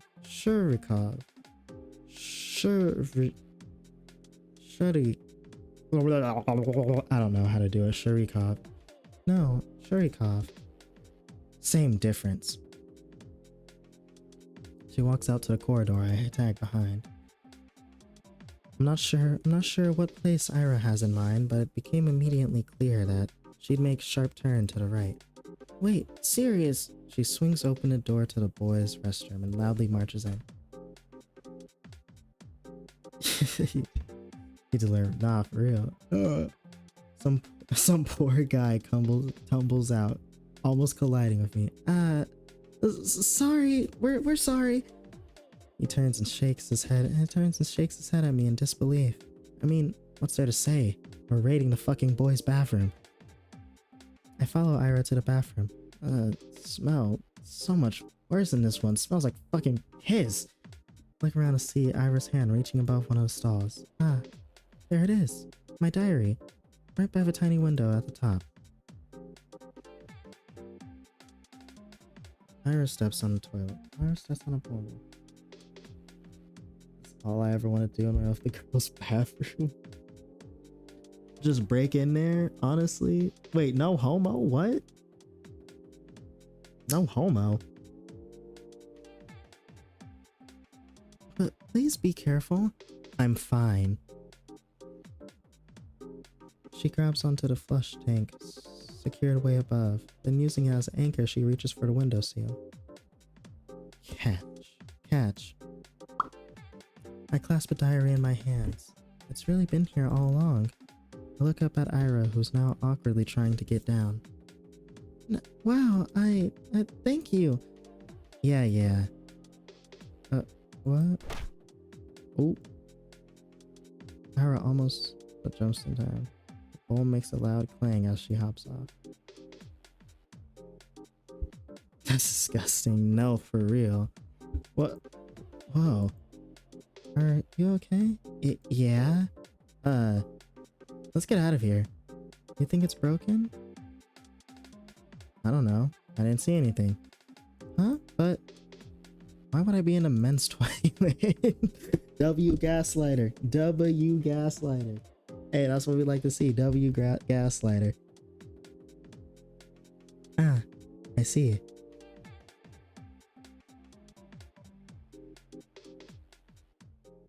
Thank you again. Hi, how did you know it would be in the boys' room? You think Sharik would go to the ladies' room? No, I suspected they put it there. I just didn't have the courage to enter. You can't keep doing this. I know. I should have checked there from the start, instead of running around the whole school like a... No. This private diary for real. You can't keep going along with it. It was just a game. It wasn't. No, really. We were just playing around. Bullshit. You know damn well what they're doing. They're not your friends. I never said they were. Then why don't you tell them to piss off? For once in your life. I can't. You like being a victim that much? You won't get any better if you keep doing this. It'll only get worse. It's not that bad, and I wouldn't. I can't. I can't just say something like that to them. I'm sorry. Why the hell not? Well, it wouldn't be right, and for the love of... It's not like I never tried it before.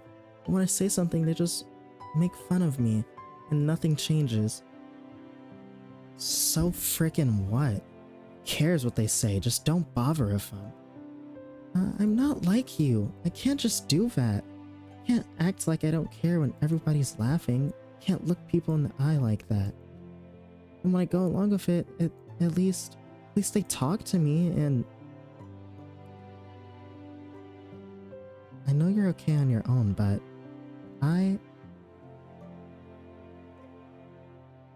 You said air him out. Switch him down, nephew. Switch him down. Turn this shit into America real fucking quick. That's what I'm talking about. So what's your plan? Huh? That's it? You're gonna spend the next 3 years like that? Seriously. She exhales sharply. She doesn't even look annoyed anymore. I get that. I'm also disappointed in myself. Messiah. Yes? You know I'm leaving soon. That's right. I understand what she is getting at. The unspoken rule Garin and his friends have been sticking to, holding themselves back when Ira's around. The real cowardly reason I'm so terrified of her going away. I don't know what to do. Why can't I stop? The hand she's been dealt is much worse than mine, but here I am whining and clinging to her like a leech. Not dead ass. Use a vodka bottle, a fucking shit, something. Break a bottle and start stabbing niggas. Like shit. I should be the one helping. I should be the one telling Ira to get her act together. And yet, I can't think of a single thing to give her. Write me a poem. Huh? A poem? Why? What kind of question is that? Because I liked them. Oh, really? You like them? You like my poems? Why else would I ask? Thank you very much. I mean, yeah, yes, of course, I'll write one. Do you want it to be about something, or maybe in a specific metre, or? I don't care. Anything. Alright. I'll think of something, then I'll try. Yeah, you do that. I gotta go. Hello? See you around, I guess. Already?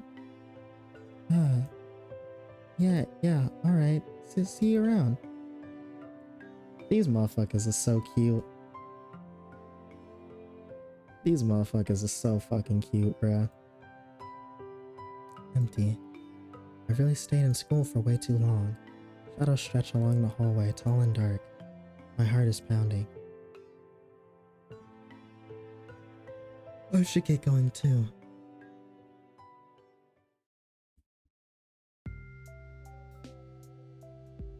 We're nearing the end of the... I feel like we're nearing the end of this chapter.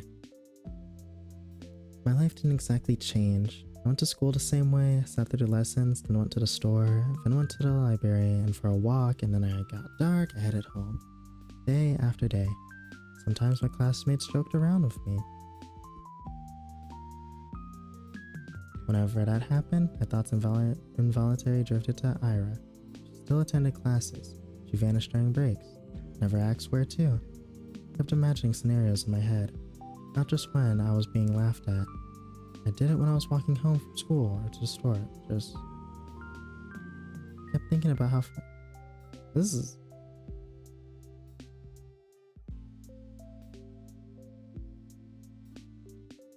She's saying the same things. Oh wait, never mind, there's something new. I thought how interesting it would be if we talked. I even tried to stay out longer. I started to take new routes. This is my sister? Hell no. And as naive as it was to behave that way, I kept doing it. Ah. Oh? Ira. Hi. What are you doing here? Ira points to her cigarette. Oh, no, I mean, what are you doing at the center?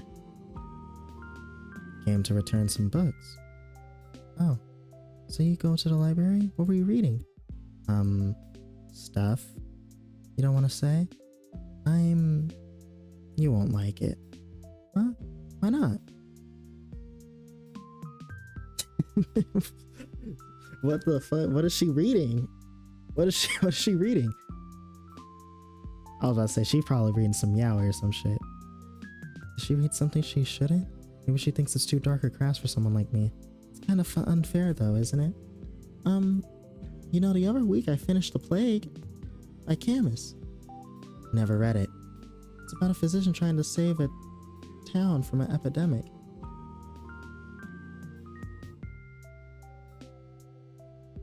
I know yaoi, it's yaoi, man.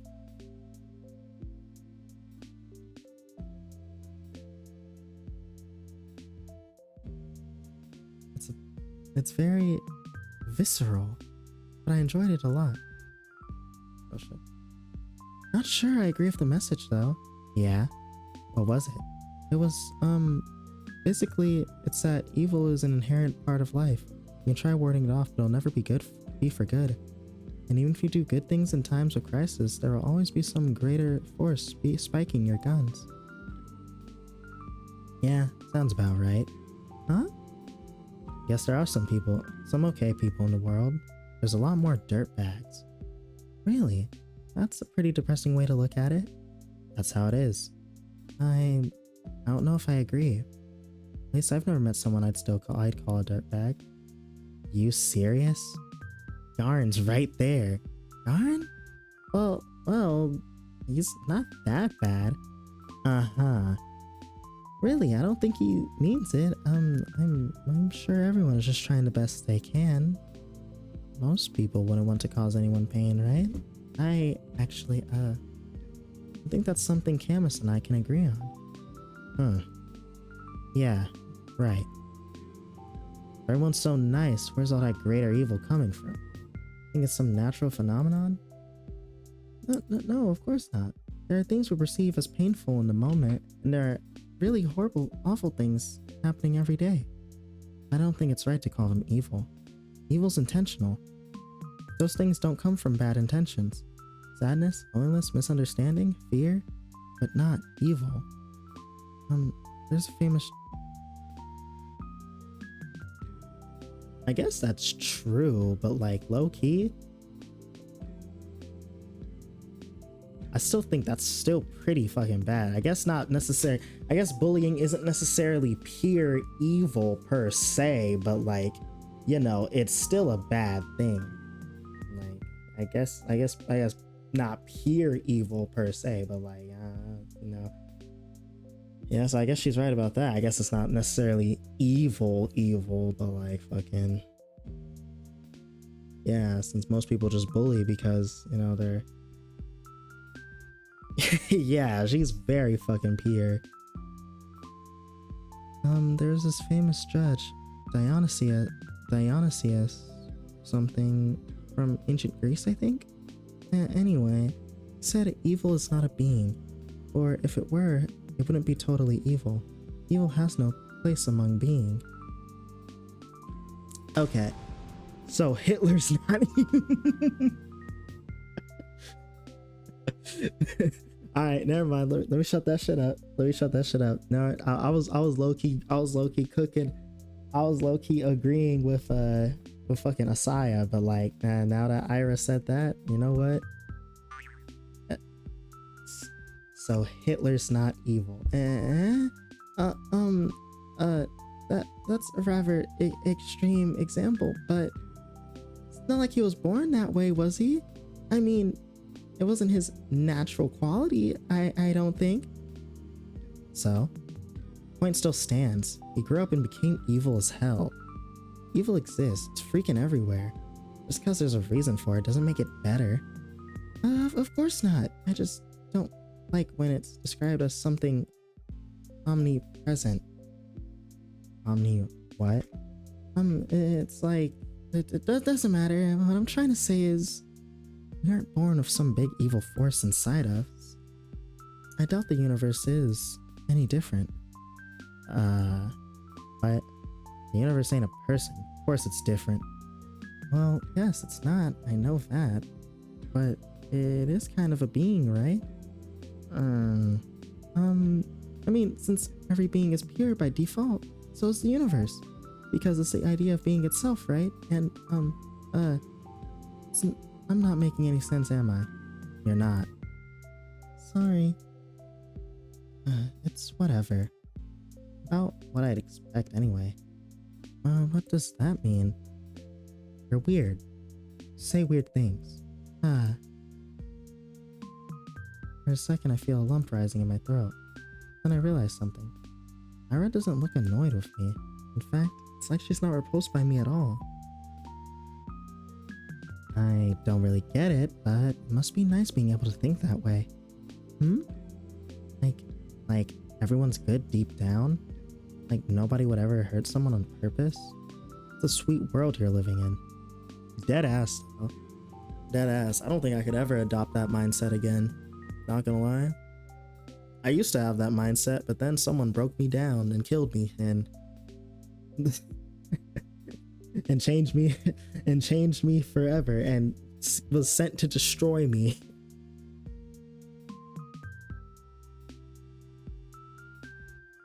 How do you do it? If I were you, I'd be angry as hell. Aren't you pretty angry already?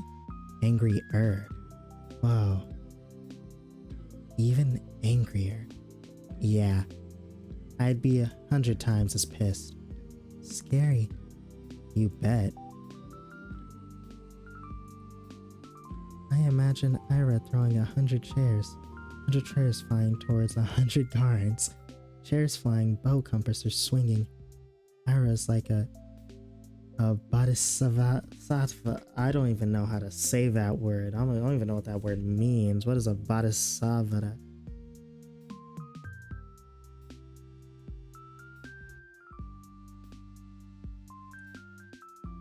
A bodhisattva or a bodhisattva. A bodhisattva. Fucking.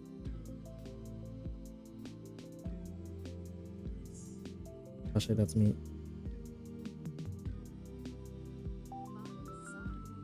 A bodhisattva. A bodhisattva is an enlightened being in Buddhism who postpones their own final enlightenment, nirvana, to compassionately help all other sentient beings achieve enlightenment first. Tobin Bamber makes more sense. Interesting. So, a bodhisattva is she's basically, but Asaya is basically calling Ira is that she is essentially like someone who has already found like their inner peace and is now guiding others to their inner peace. Okay. Dozens of hands, half are for holding furniture, half are for stationery.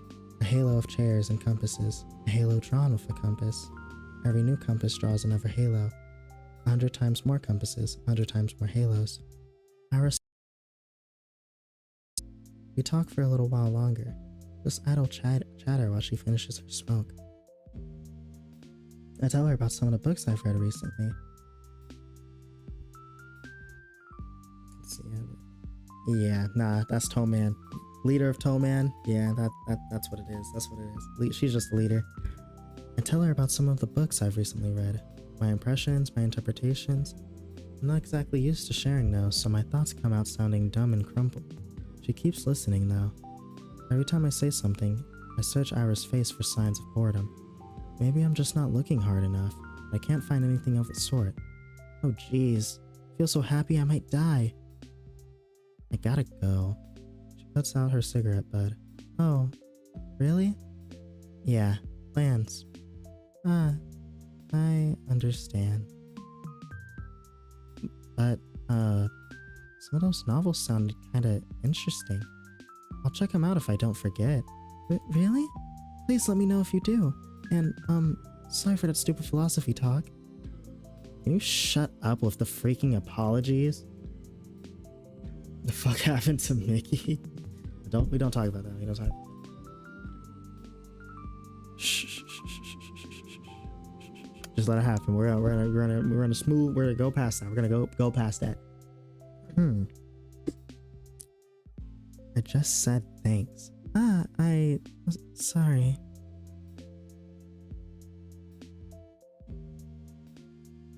Ira gives me a look so threatening it goes.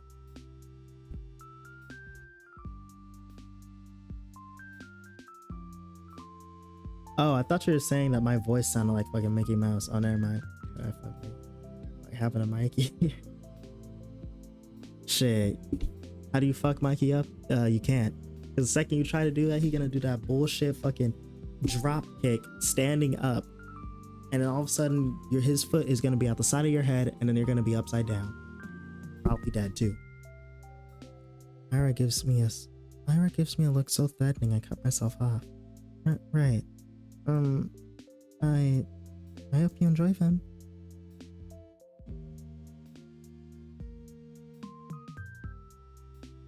Oh, and book I read. They were, this is the reveal. She's gonna say they're yaoi. Book I read, they were angelic. Eh?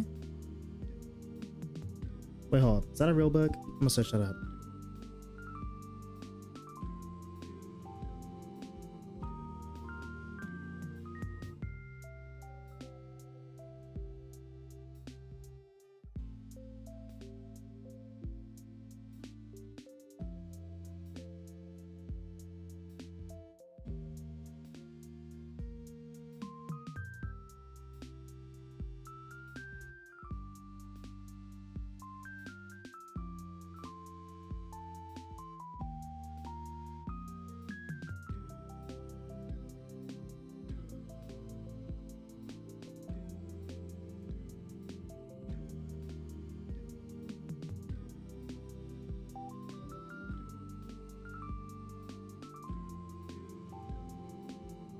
I searched it up. It's actually not yaoi, surprisingly. I wasn't gonna say anything unless because I'm pretty sure they're about to bring it up. But yeah, it's a fucking romance series of this girl who fucking I read the little description. It's this romance series of this girl who runs away and is goes on a whole bunch of adventures across fucking France and shit. And it's apparently a romance series, so it's historical. It's not just lovey-dovey stuff, you know. I know my mom really liked them. They seem wonderful. I forgot to reading them, and didn't really expect you to be into. They're fine. It's not like I'm a huge fan or anything. Hey, you're not? It's just that if you want to read something historical or whatever, all right. Oh, okay. I'll remember that. Hera looked like she's about to say something else, but then turns on her heels and stomps away.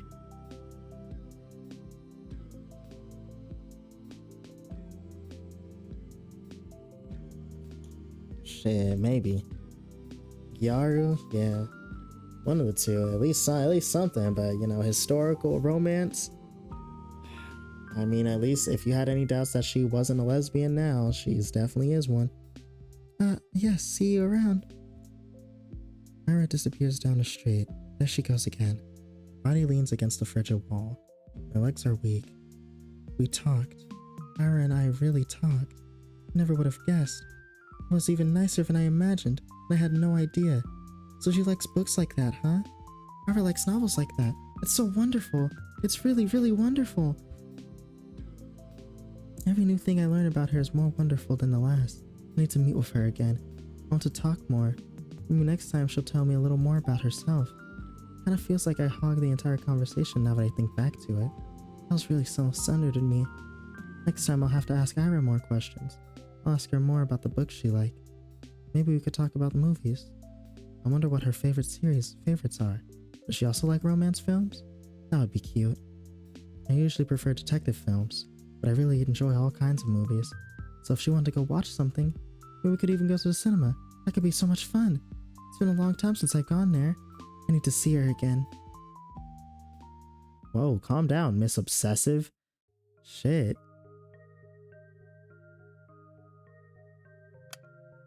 I feel like we're nearing the end of the month, are we not? We've been getting a couple fucking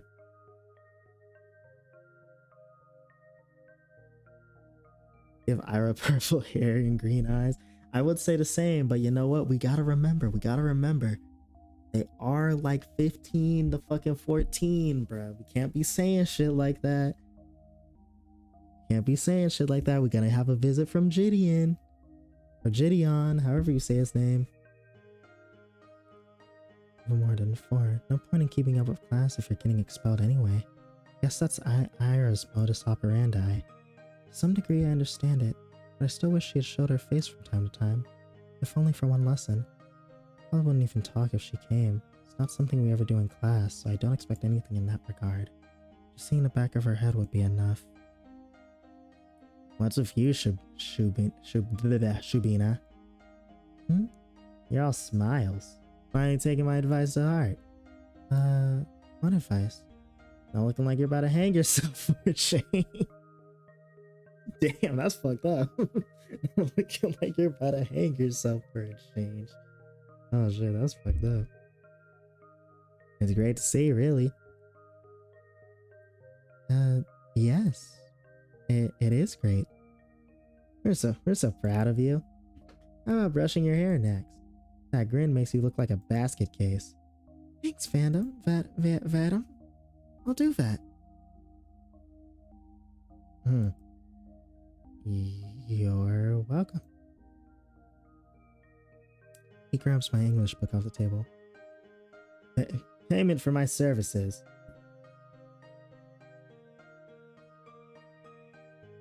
His friends chuckle along. I couldn't care less about that. Even though she isn't here today. I don't mind. Hold on one second. Getting a call.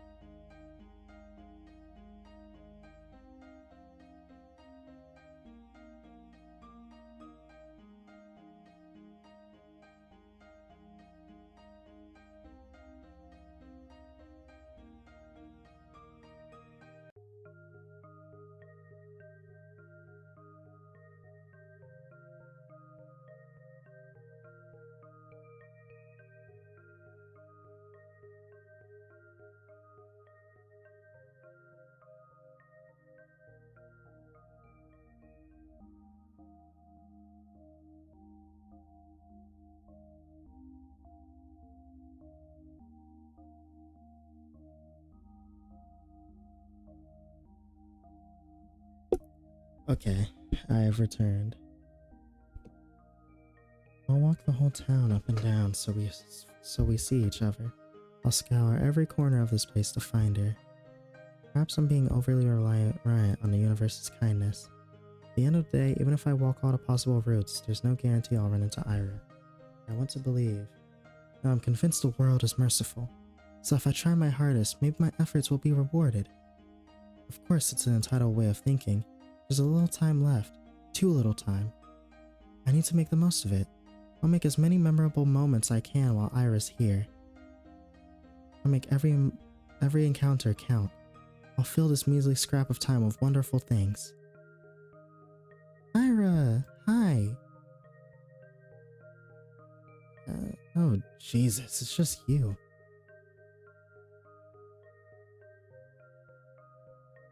The universe is anything but kind. Nah, for real, Val. Wait, hold on 1 second.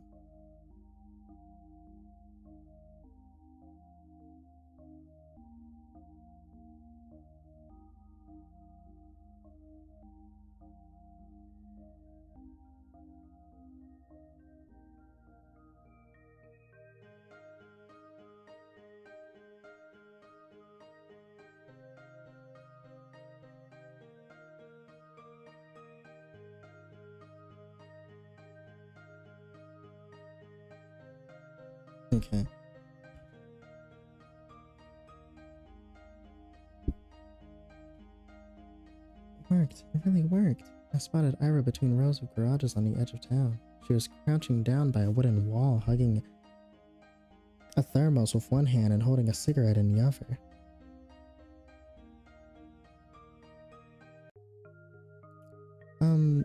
What are you doing here? What does it look like? Meditating? Wrong answer. Ira shakes her head and looks back at the ground. Huh. The rush of joy that had washed over me when I first noticed her began dwindling. If I take a closer look, I don't think I've seen Ira curled up this way before. Everything about her posture screams exhausted. But why out here? Are you okay? She mutters something. Huh? On me. What was that? I didn't quite catch it.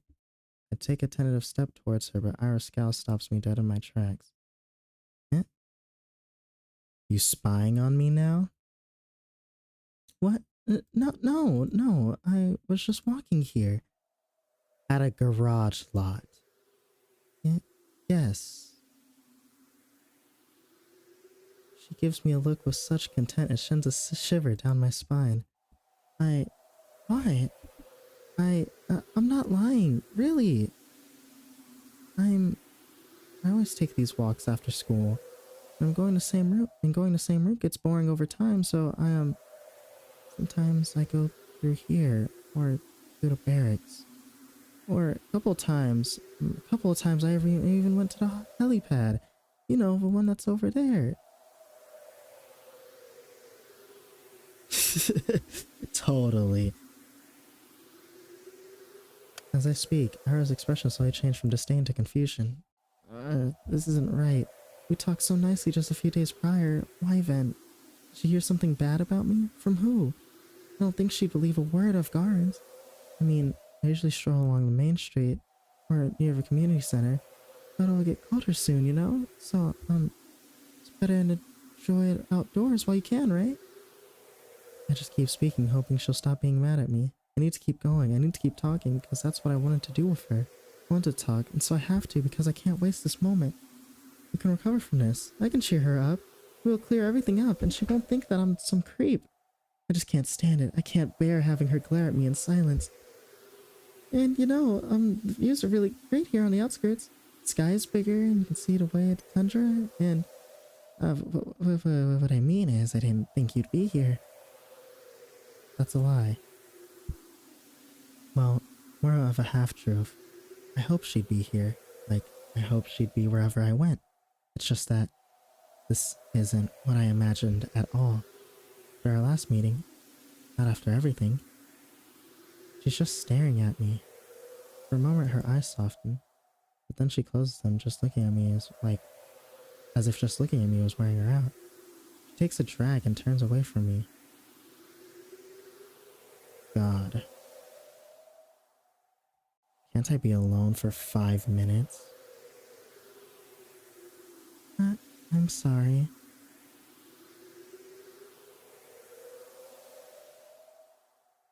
I wait for her to respond with something like, why are you apologizing again? Or, cut it out.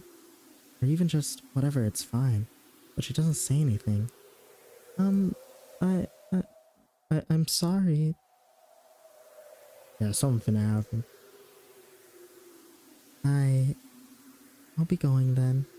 No, this might just be the thing that just happens. Goodbye. Damn.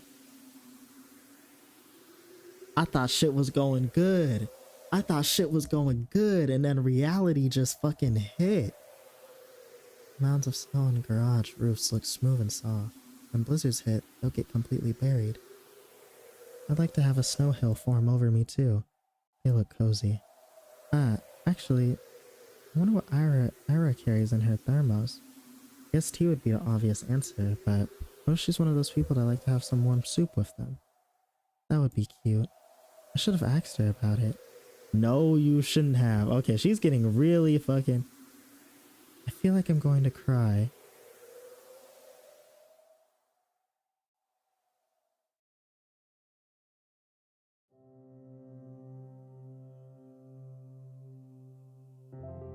She's getting fucking obsessive as shit. What plans? Be with my folks. No, I mean after that. My sister's going to a party with other upperclassmen. Oh, you serious? Think we could sneak in? No way, I don't want to hang out with her. Man, come on. You're gonna have those older girls there too, right? The ones from grade 10. Oh, I bet Machina will be there. Like she'd talk to you. Hey, you don't know that. I said we're not crashing anything. Don't let us in anyway. Ugh, that's true. Where are we going then? Whose place? Not mine. Got grandma coming over. I can't host. You? Me neither. Adam? No way. That's been kind of tired recently. Oh, really? Yeah. It's whatever though. Work stuff, I guess. My mom's also out of it. Oh wait, my mom's also out of it. All the adults are pretty stressed, huh? Figures. It's the end of the year. Right. It's almost New Year's. It's a shame, but I don't feel festive at all. I'll need to help Mom decorate the house. Should I remind her about that? Feels like all of us kind of forgot about the holidays. At least I did. Maybe I didn't really forget. Yeah, even though he hasn't been bullying as of recently, we still gotta beat his ass. He still needs a fucking sucker punch. Maybe I didn't really forget the end of the year. That's been looming in the back of my mind, but not as cause for a celebration. I could think about where the days counting down to the moment Ira would move away. Ira. She's absent again. I'm not surprised. I wish that I could clear things up with her. I'm not sure how, but I have to. Maybe I should apologize again? What for? Did I really do something so wrong? Guess I've been pretty annoying, but... I don't know anymore. I need to think of something that could cheer her up next time we meet. Will more apologies really cut it? Probably not. She'll just get more annoyed. Maybe a small gift? That might be weird though. And I won't get any more allowance until next week. What could I even buy with the spare change? Maybe a little treat will do? Waffle? Would she like a waffle? What the hell? It's not a freaking dog. She's not a freaking dog. Why does does my mind always go to some weird place with her? I should just shut up. Focus on something else. It's just so difficult to do these days. Difficult. But I've got to try.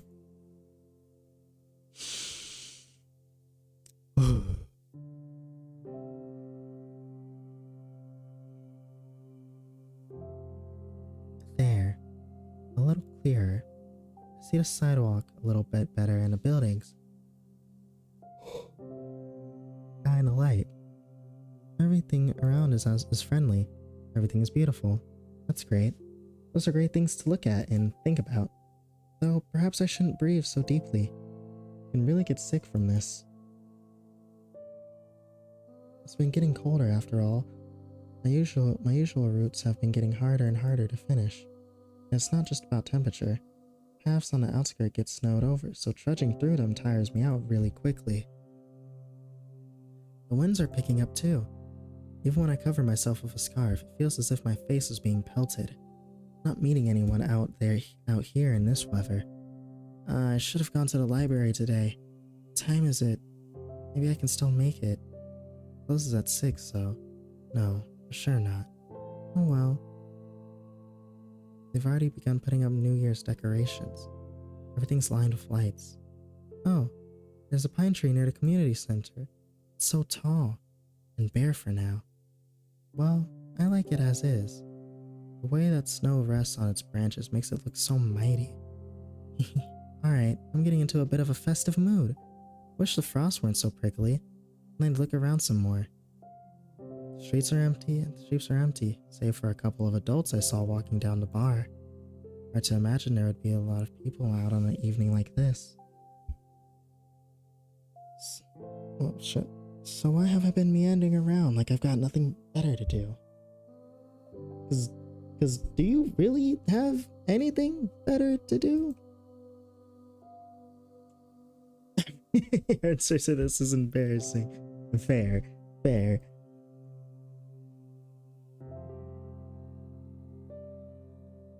The inside of our apartment block is warm and muddy orange. It's no elevator, but then again it's only 5 floors. I make my way upstairs. An idea is forming in my head. An obvious solution to the problem I've been having. It's perfect. I have the perfect plan for the evening. There's our door. It's kind of uninviting. That's just my opinion. But Dad's guest finds it quite welcoming. Yeah, this is fucking, yeah, depressing for sure. For fucking sure. This is kind of sad, not gonna lie. That's just my opinion. I bet Dad's guests find it quite welcoming though, judging by how quiet it is. Turn the key and enter. The only sound is the faint muttering of TV coming from the living room. Yes. Thank God no visitors today. Put my wet coat up to dry, take off my shoes, and quietly go down the corridor. Hi, Dad. Hello, fella. I didn't even stop to peek into the room. I won't see anything I haven't seen before. At least tonight seems like it'll be calm. Wash my hands. When I exit the bathroom, I hear a soft voice from the kitchen. Out with friends again? Mm-hmm. Hi. Mom nods her head, staring in front of her. She's smoking again. I go in and open the window, then turn on the light. You want some tea? I'm setting the kettle. She shakes her head. I sit opposite her and wait for the water to boil. She's not saying anything and neither am I. It's not awkward per se. I just pick at the oilcloth and swat away the smoke that occasionally drifts in my direction. We're both used to this kind of thing in our own way. Even so, I go to my room as soon as I fill up the teapot. Man, these visuals are like so hollow, like, and not like in a bad way, but like kind of like I don't know how to say it. It's like it's in a kind of like a fucking like I just feel sad.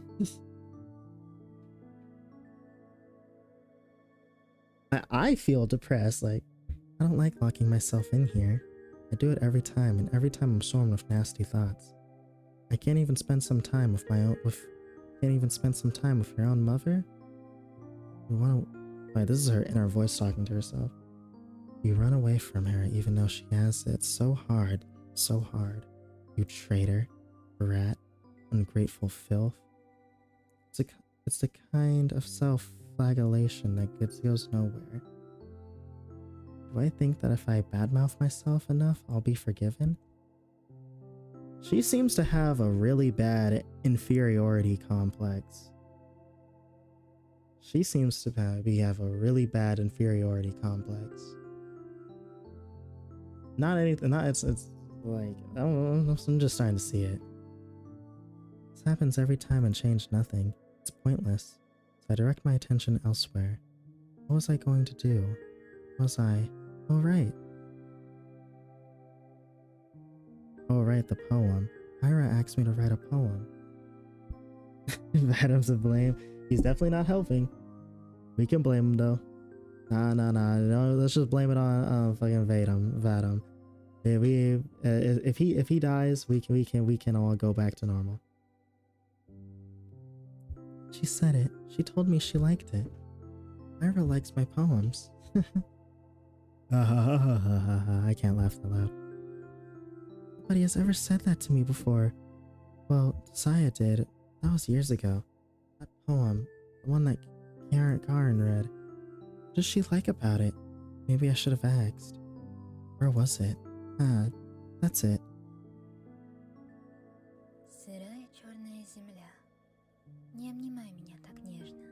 I can't read any of this shit.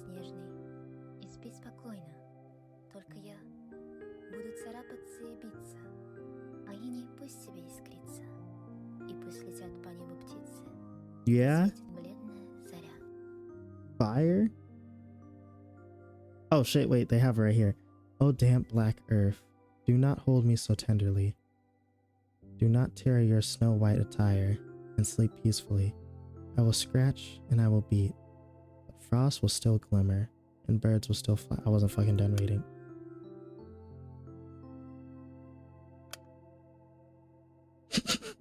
I'll just look back in the stream. And I will scratch and I will beat, but frost will still glimmer, and birds will still fly across the sky, and a pale dawn will still shine.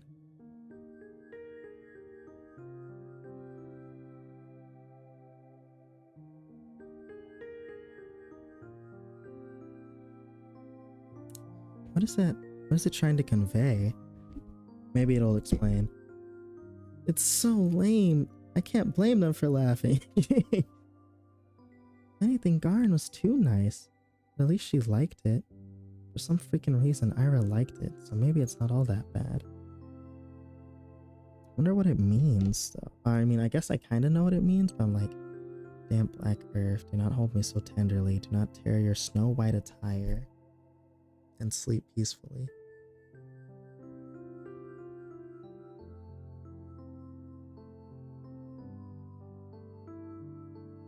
Is it like,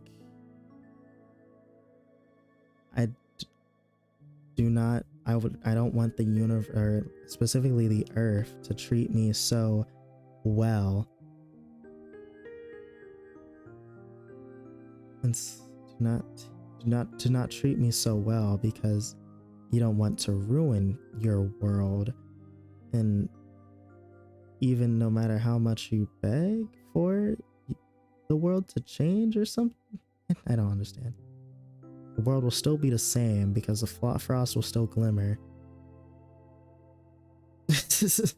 Yeah, that's what I'm thinking. Like, maybe she's saying that she doesn't necessarily deserve any kindness from the universe, it seems like. Yeah.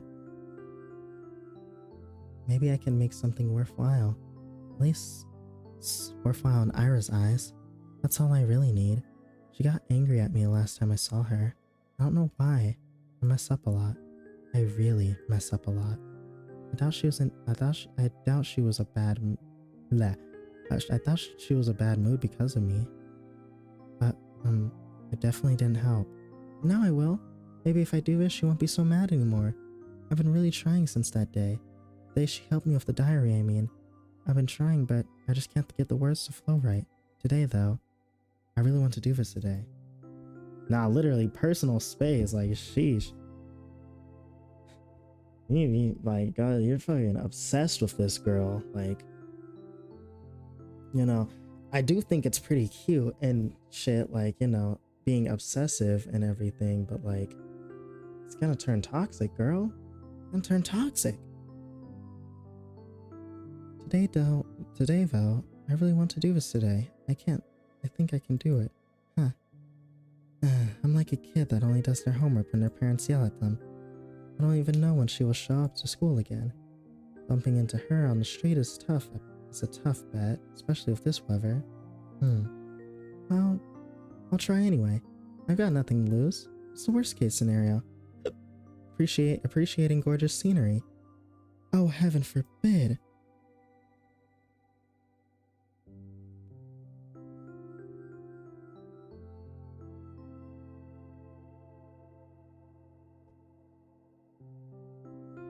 My mom texted me one second.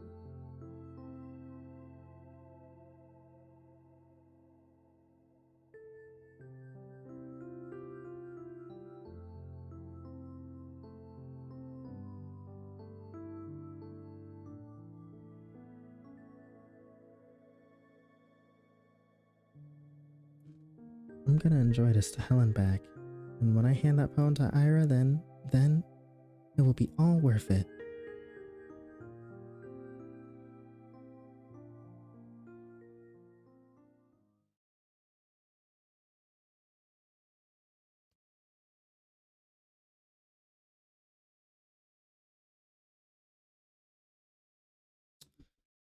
I think something's gonna go wrong. I don't think.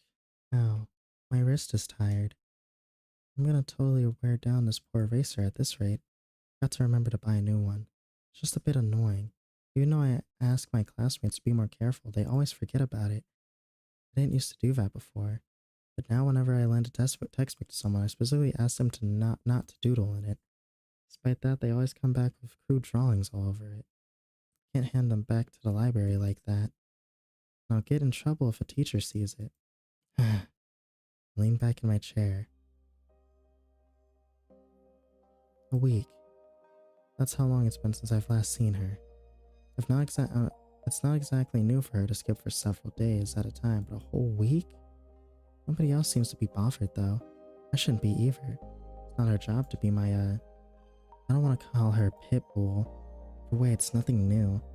Nothing new, nothing bad. Maybe Ira's taking in the town she's grown to love. Who knows when she'll return here after she moves on. I get that. I would do the same. Still. Everyone doodles in textbooks. That's true. That's true. Someone drew like 18 dicks in my textbook one time.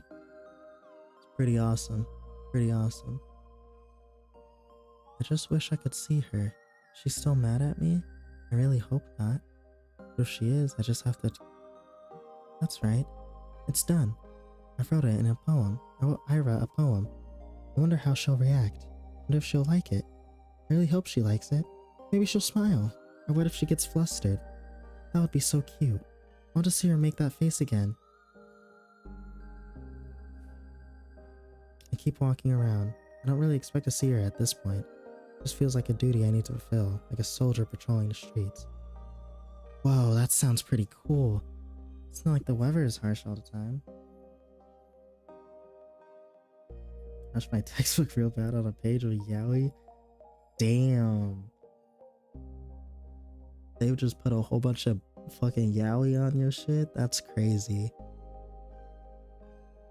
Thank goodness none of the people at my school, well, at least none of the people I gave my notebook were really artistically talented, so it was all just stick figures. So, phew, that's good. Real colds will settle in a couple of weeks. The winds can get annoying after a few hours, but aside from that, it's bearable. It's pretty. It's all good. Main road. 2 residential streets. Community center. Helipad. Garages. Parking lot. School. Stadium. Research center.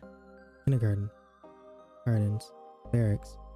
I've seen it all 1,000 times. Perhaps somewhere deep down, I am a little tired of this view. But I can't hate it.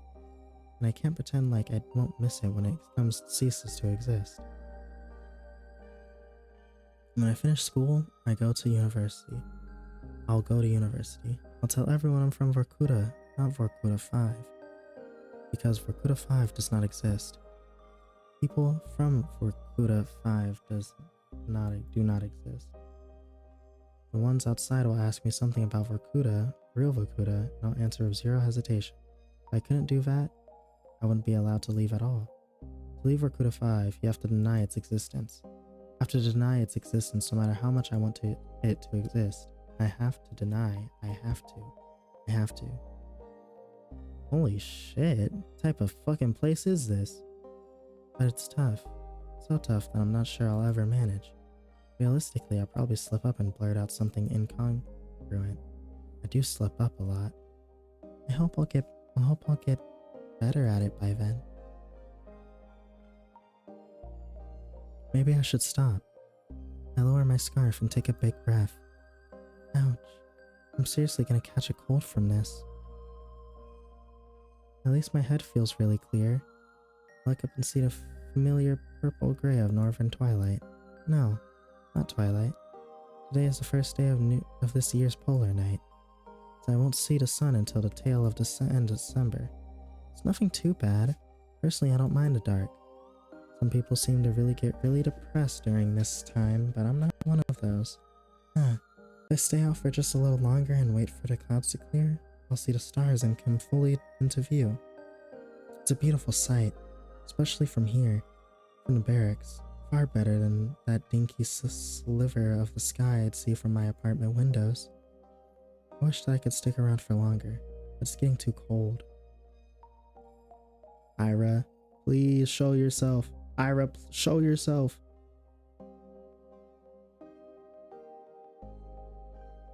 Show yourself, Ira. You know you want to. There's that old playground just around the corner. That's right. We used to go there all the time with Josiah. Why'd I say his name like that? With Josiah. Even back then, it was kind of unpopular. They built a newer one just 5 minutes away, so we often got to have the whole thing to ourselves. I guess that's why we like this place. Somehow, today feels quieter than ever. I can hear a faint clicking sound as the wind passes through the swing set chains. Eh? Slow down. There's a figure sitting on the front. Nah, damn, it's just a drunkard. Never mind. Or maybe? Unless?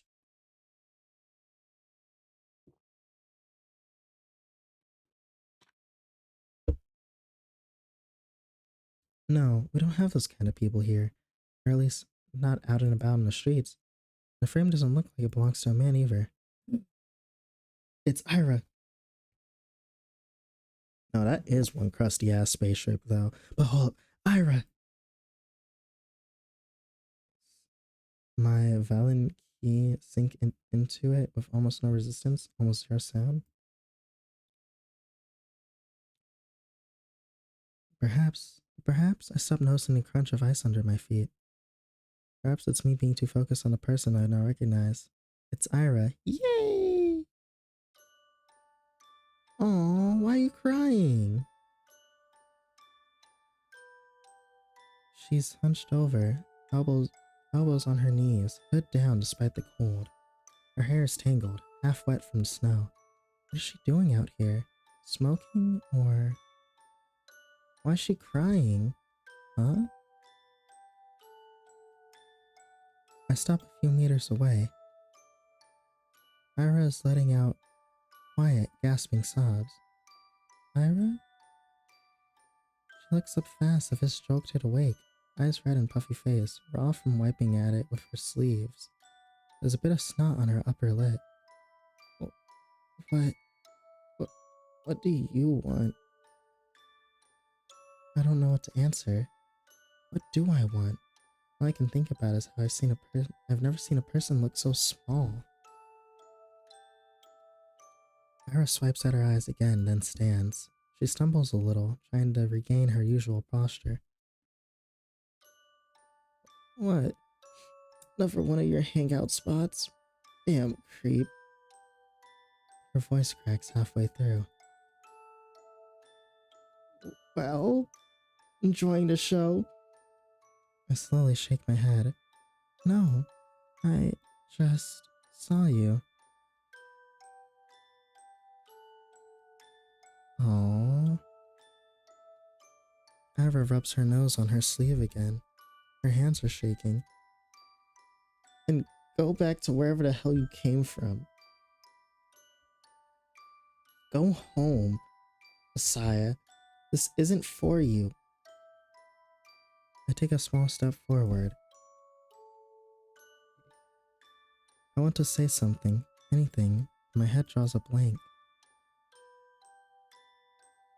Before I can squeeze out a single word, Ira turns away and stumbles through the snow, away from the playground. I can't even muster the courage to call out to her, let alone follow. I simply watch as Ira vanishes into the alley. If not for her footsteps, I believe she was never even there. W voice acting. Appreciate you, man. Appreciate you. What the fuck was wrong with Ira, though? Snow keeps falling. A feeling I've long forgotten swells inside me. I've learned to not acknowledge it, so it got buried many layers deep. The hollow space inside my chest grows darker. The sky is full of pinpricks. Is that like a word for like snowflakes or something? Another word for snowflakes? Of how they look in the sky? The world is looking down on me, but not in the way other people do. It's kind and gentle, and I don't feel small under its gaze. Its eyes are pure and tender.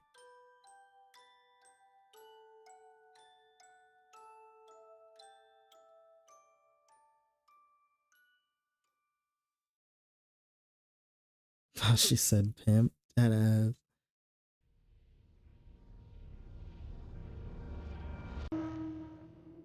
Episode 1, End. Episode 2, Marina. Oh wait. We're gonna end the stream here, but wait a second.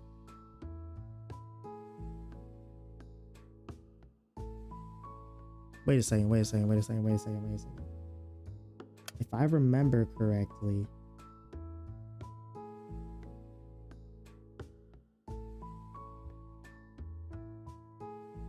it was 2 hours? God damn. Holy shit, but wait a second. If I remember correctly, then wait, so everything that we saw back then, I'm kind of just interested. Okay. Everything that we saw back then was leading up to her disappearance in the present. So the prologue, which was the prologue was like her disappearing, right? And then episode 1 was basically Ira and Asaya's backstory with each other. And oh, is that what they're gonna talk about? So wait, that was the last night we saw her? She was crying. She was in a bad mood. She was crying. And then she ran away into an alley and so that must have been the last time we saw her then.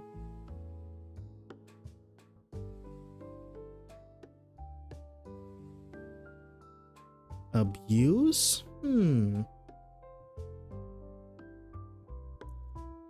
That could be the case, actually. That actually could be the case. Because think about it.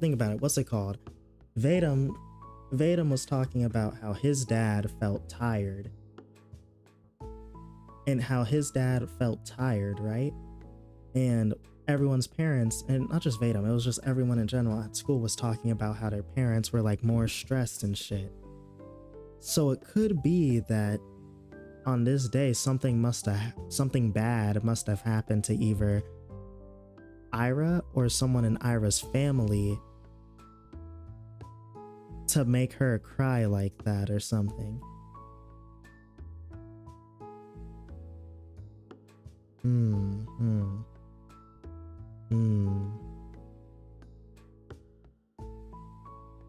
No, it's not. It's a mystery game for a reason. It's a mystery game for a reason. We mystery solving. We are mystery solving. Let's see. I'm trying to think about what else for possibilities. We already saved, so. Oh, it just quits out the whole thing. Okay. What if I wanted to be? What if I want to be on a menu screen? Huh, Z.A.T.O I? A game theory. Precisely.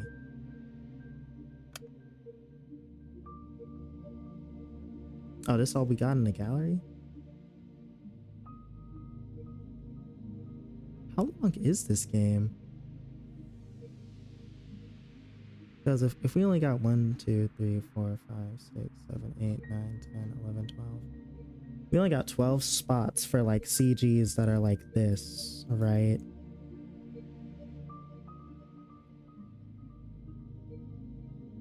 And then like there are multiple variations. Oh shoot, I did not mean to take a screenshot.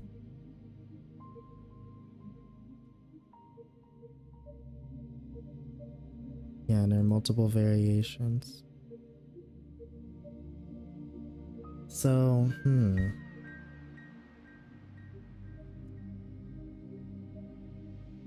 very interesting. Probably 6 or 7 or 12 chat. I'm gonna fucking kill you, but the only reason why I'm gonna fucking kill you is because what's it called?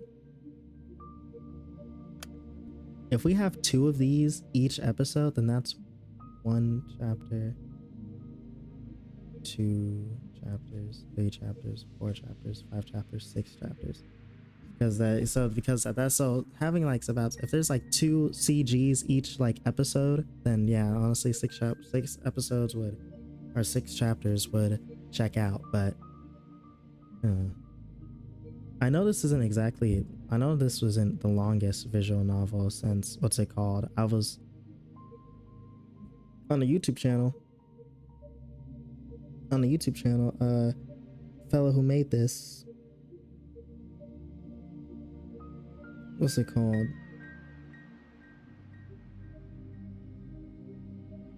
Well, he didn't have any,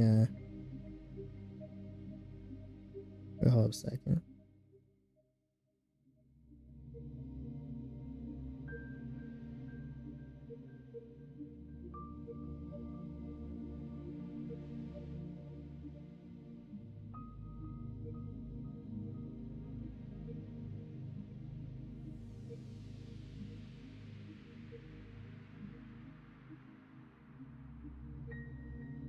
Yeah, what's it called?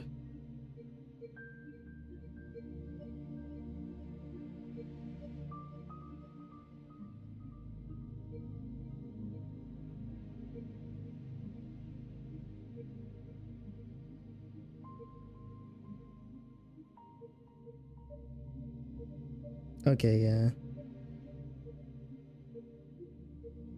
Yeah, I was thinking that this was gonna be like a multiple choice like adventure type of thing, but like I understand multiple choice games are pretty hard to make and they're really time consuming. And considering that this was made by quite literally one person, and yeah, all the music is royalty free.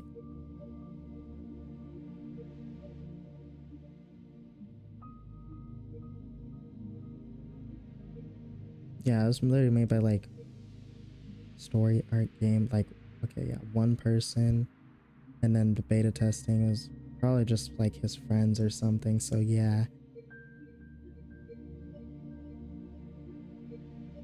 You see, this is the you see, you don't need AI to make a game. This motherfucker made this game by himself, added royalty-free music, and you know, I bet, and the game is free.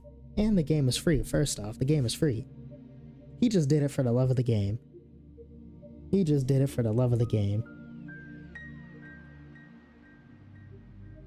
All right. Well, time for me to end stream because I'm tired now. It's 4 a.m. for me.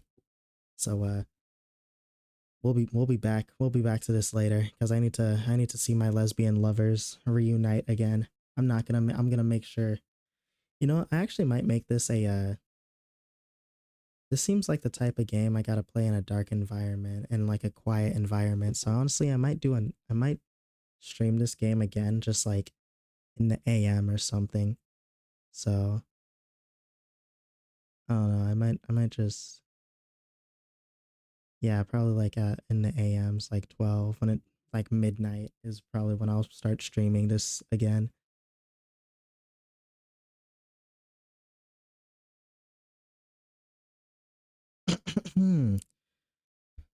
Anyways, later niggas. Appreciate you for stopping by on the stream.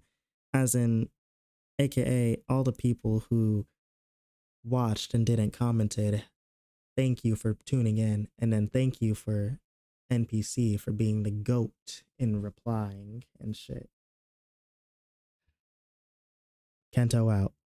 Uh Stay safe. Safety, safety, safety.